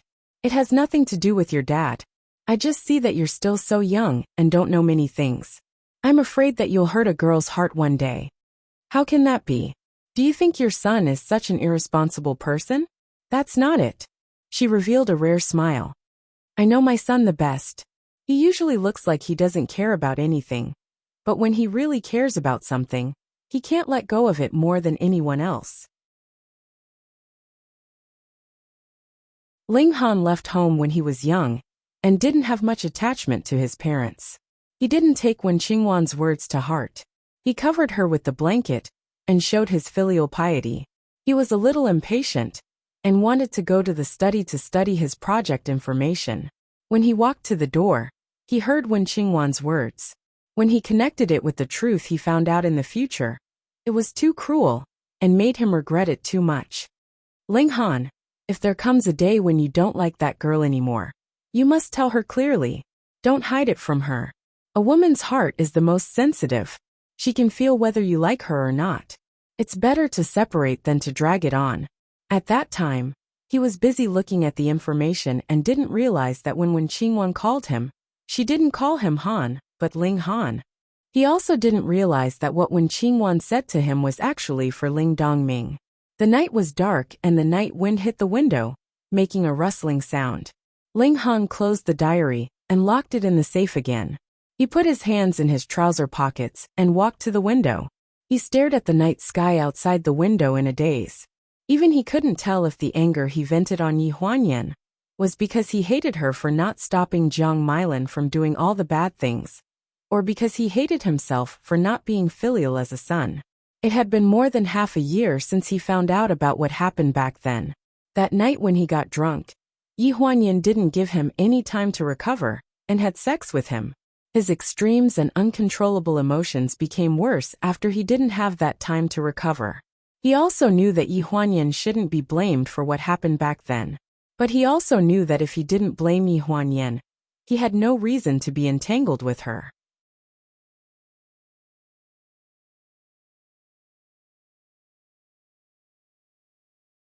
Chapter 50. Ling Han's mother, Wen Qingwan, suffered from depression due to the interference of a mistress. Due to the fact that Ling Han was still young, she had no choice but to endure until she gave Ling Han everything that was rightfully his to him. She finally lost the support of her life and gradually became absent-minded. She found it difficult to eat 3 meals a day. Ling Han took her to the hospital for a checkup. When the report of her late-stage stomach cancer came out, all the doctors attributed the source of her depression to cancer. It was only when the accident happened right before the death that she had been waiting for happened that the hospital staff handed the death notice to Ling Dongming to sign. Only then did he know that regardless of the accident, his wife didn't have much time left. Half a year ago, when Ling Han returned from a business trip, he found this mother's diary in the attic of Ling Dongming's house. It recorded every detail from the moment she found out that Jiang Milan had interfered in her family. From the initial breakdown to the subsequent acquiescence, to the subsequent conflict, and even to the point where she couldn't speak, she had already shown symptoms of depression and absent-mindedness. All of this was caused by Jiang Milan and Ling Dongming. And the source of these two sins died in the car accident a year ago, as if karma was retribution. As a result, even though Ling Han knew so much of the truth, he couldn't find anyone else to vent his anger on. Only Yi Huanyan was left. The moonlight shone through the gaps in the curtains and landed on the girl's face, faintly illuminating her exquisite facial features. Ling Han stood by the bed and stared at her for a long time expressionlessly. His mind kept replaying the words his mother had said to him when she was seriously ill. If you don't like her anymore, you must tell her clearly. It's better to be apart than to drag it on. Rather than saying that he had tortured her for half a year, it was better to say that he had tortured himself for half a year. He didn't get the slightest joy of revenge from her. Every time he hurt her, the thick guilt and self-blame would engulf him like a long night. And then he wouldn't be able to sleep at night. Perhaps letting her go would also be letting himself go. The next morning, when Yi Huanyan woke up, Ling Han was downstairs having breakfast. She glanced at the time on her phone, and her face tensed up. She jumped out of bed and hurriedly rushed to the bathroom to wash her face and put on makeup. Ling Ling stood at the dining table and saw Yi Huanyan running downstairs in a panic. "Miss Yi, do you want pumpkin porridge or black rice porridge for breakfast?" Yi Huanyan glanced at the back of Ling Han's head and gulped. "Black rice, forget it. I'm not going to eat it. I'm running out of time. Give me 2 buns. I'm going to catch the bus." Ling Han glanced at her indifferently. "Sit down and eat. I'll drive you to the company." When these words came out of Ling Han's mouth, it was as if the sun had risen from the west. On the contrary, Yi Huanyan was a little flustered. She sat down skeptically. Ling Ling hurriedly scooped a bowl of black rice porridge and placed it in front of her. "Starting tomorrow, you'll move back to Grandma's place."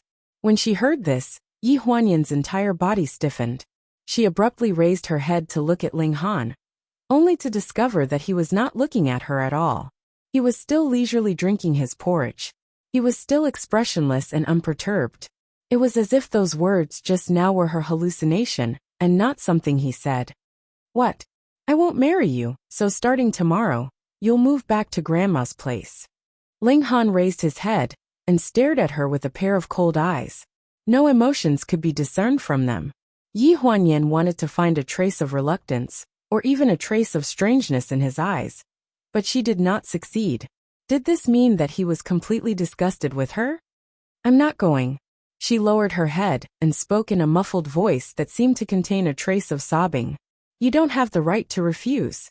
I'll have Qiao Mu help you pack in the afternoon." Yi Huanyan bit her lip, her face pale.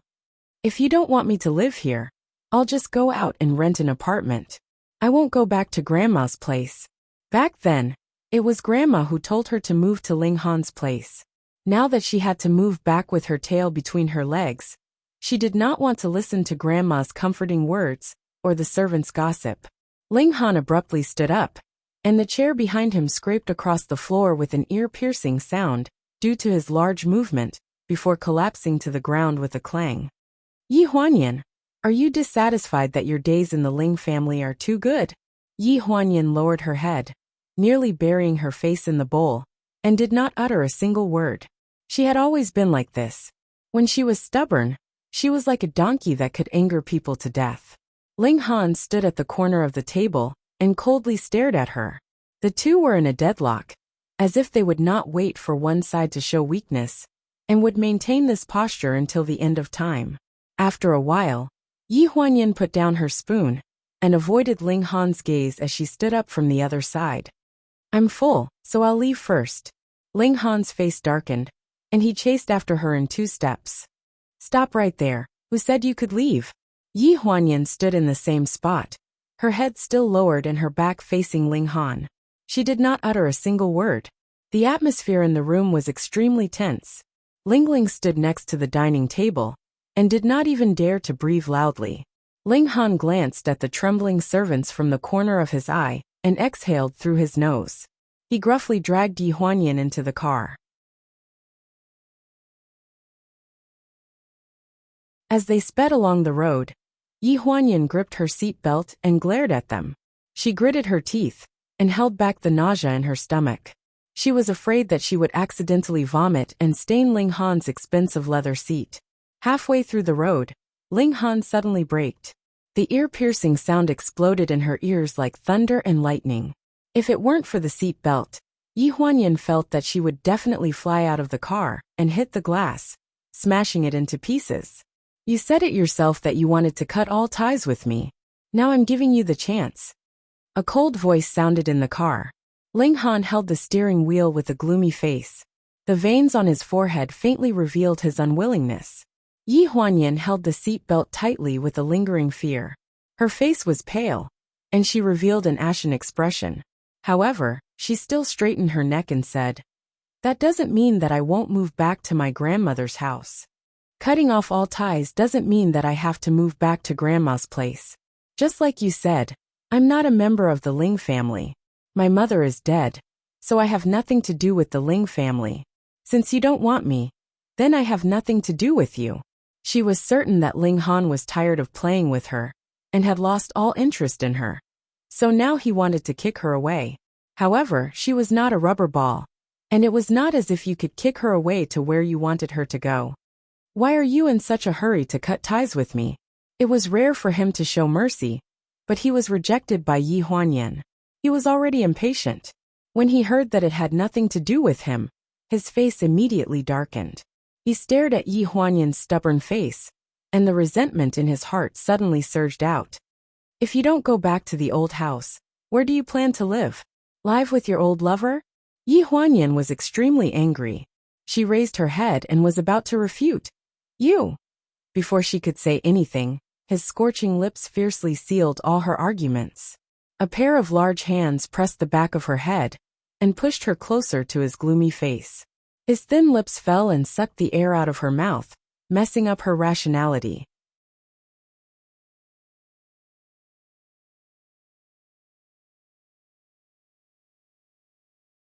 Chapter 51.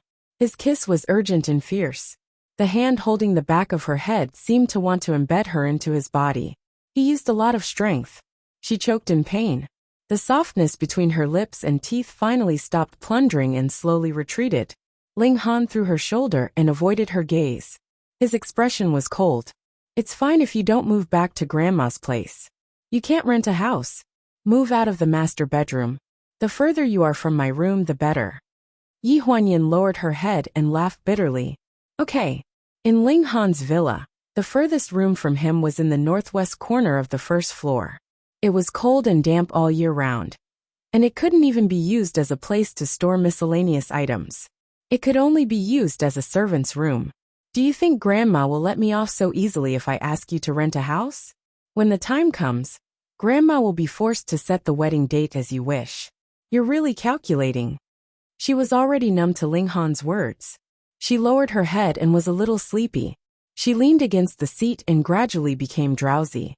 After driving for a long time, Ling Han's cold gaze fell on the sleeping face of the girl beside him. The coldness in his eyes gradually turned warm, and there was even a trace of gentleness. She refused to leave, perhaps because she still had some thoughts about him. It was a pity that she was Jiang Milan's daughter, and his feelings for her couldn't compare to the guilt and self-blame he felt for his mother. After a long time of neglecting her, she would pack up and leave on her own one day. In the secretary's office, Ji Xiaoya piled a thick stack of documents in front of Yi Huanyan and smiled flatteringly. "You didn't come yesterday, so I piled up so many things for you to look through. I tried my best to help you deal with some of them, but I really couldn't understand some of them, so I understand. I'll do it." Yi Huanyan looked at Ji Xiaoya helplessly. This girl was good in every way, but she was lazy and greedy. "Hey, where did you go yesterday? I don't think I heard that you asked for leave. Ling Han didn't look for you." She lay on top of the pile of documents, blinking her big eyes with a curious look on her face. Yi Huanyan pulled at the edge of the topmost document and looked up at her.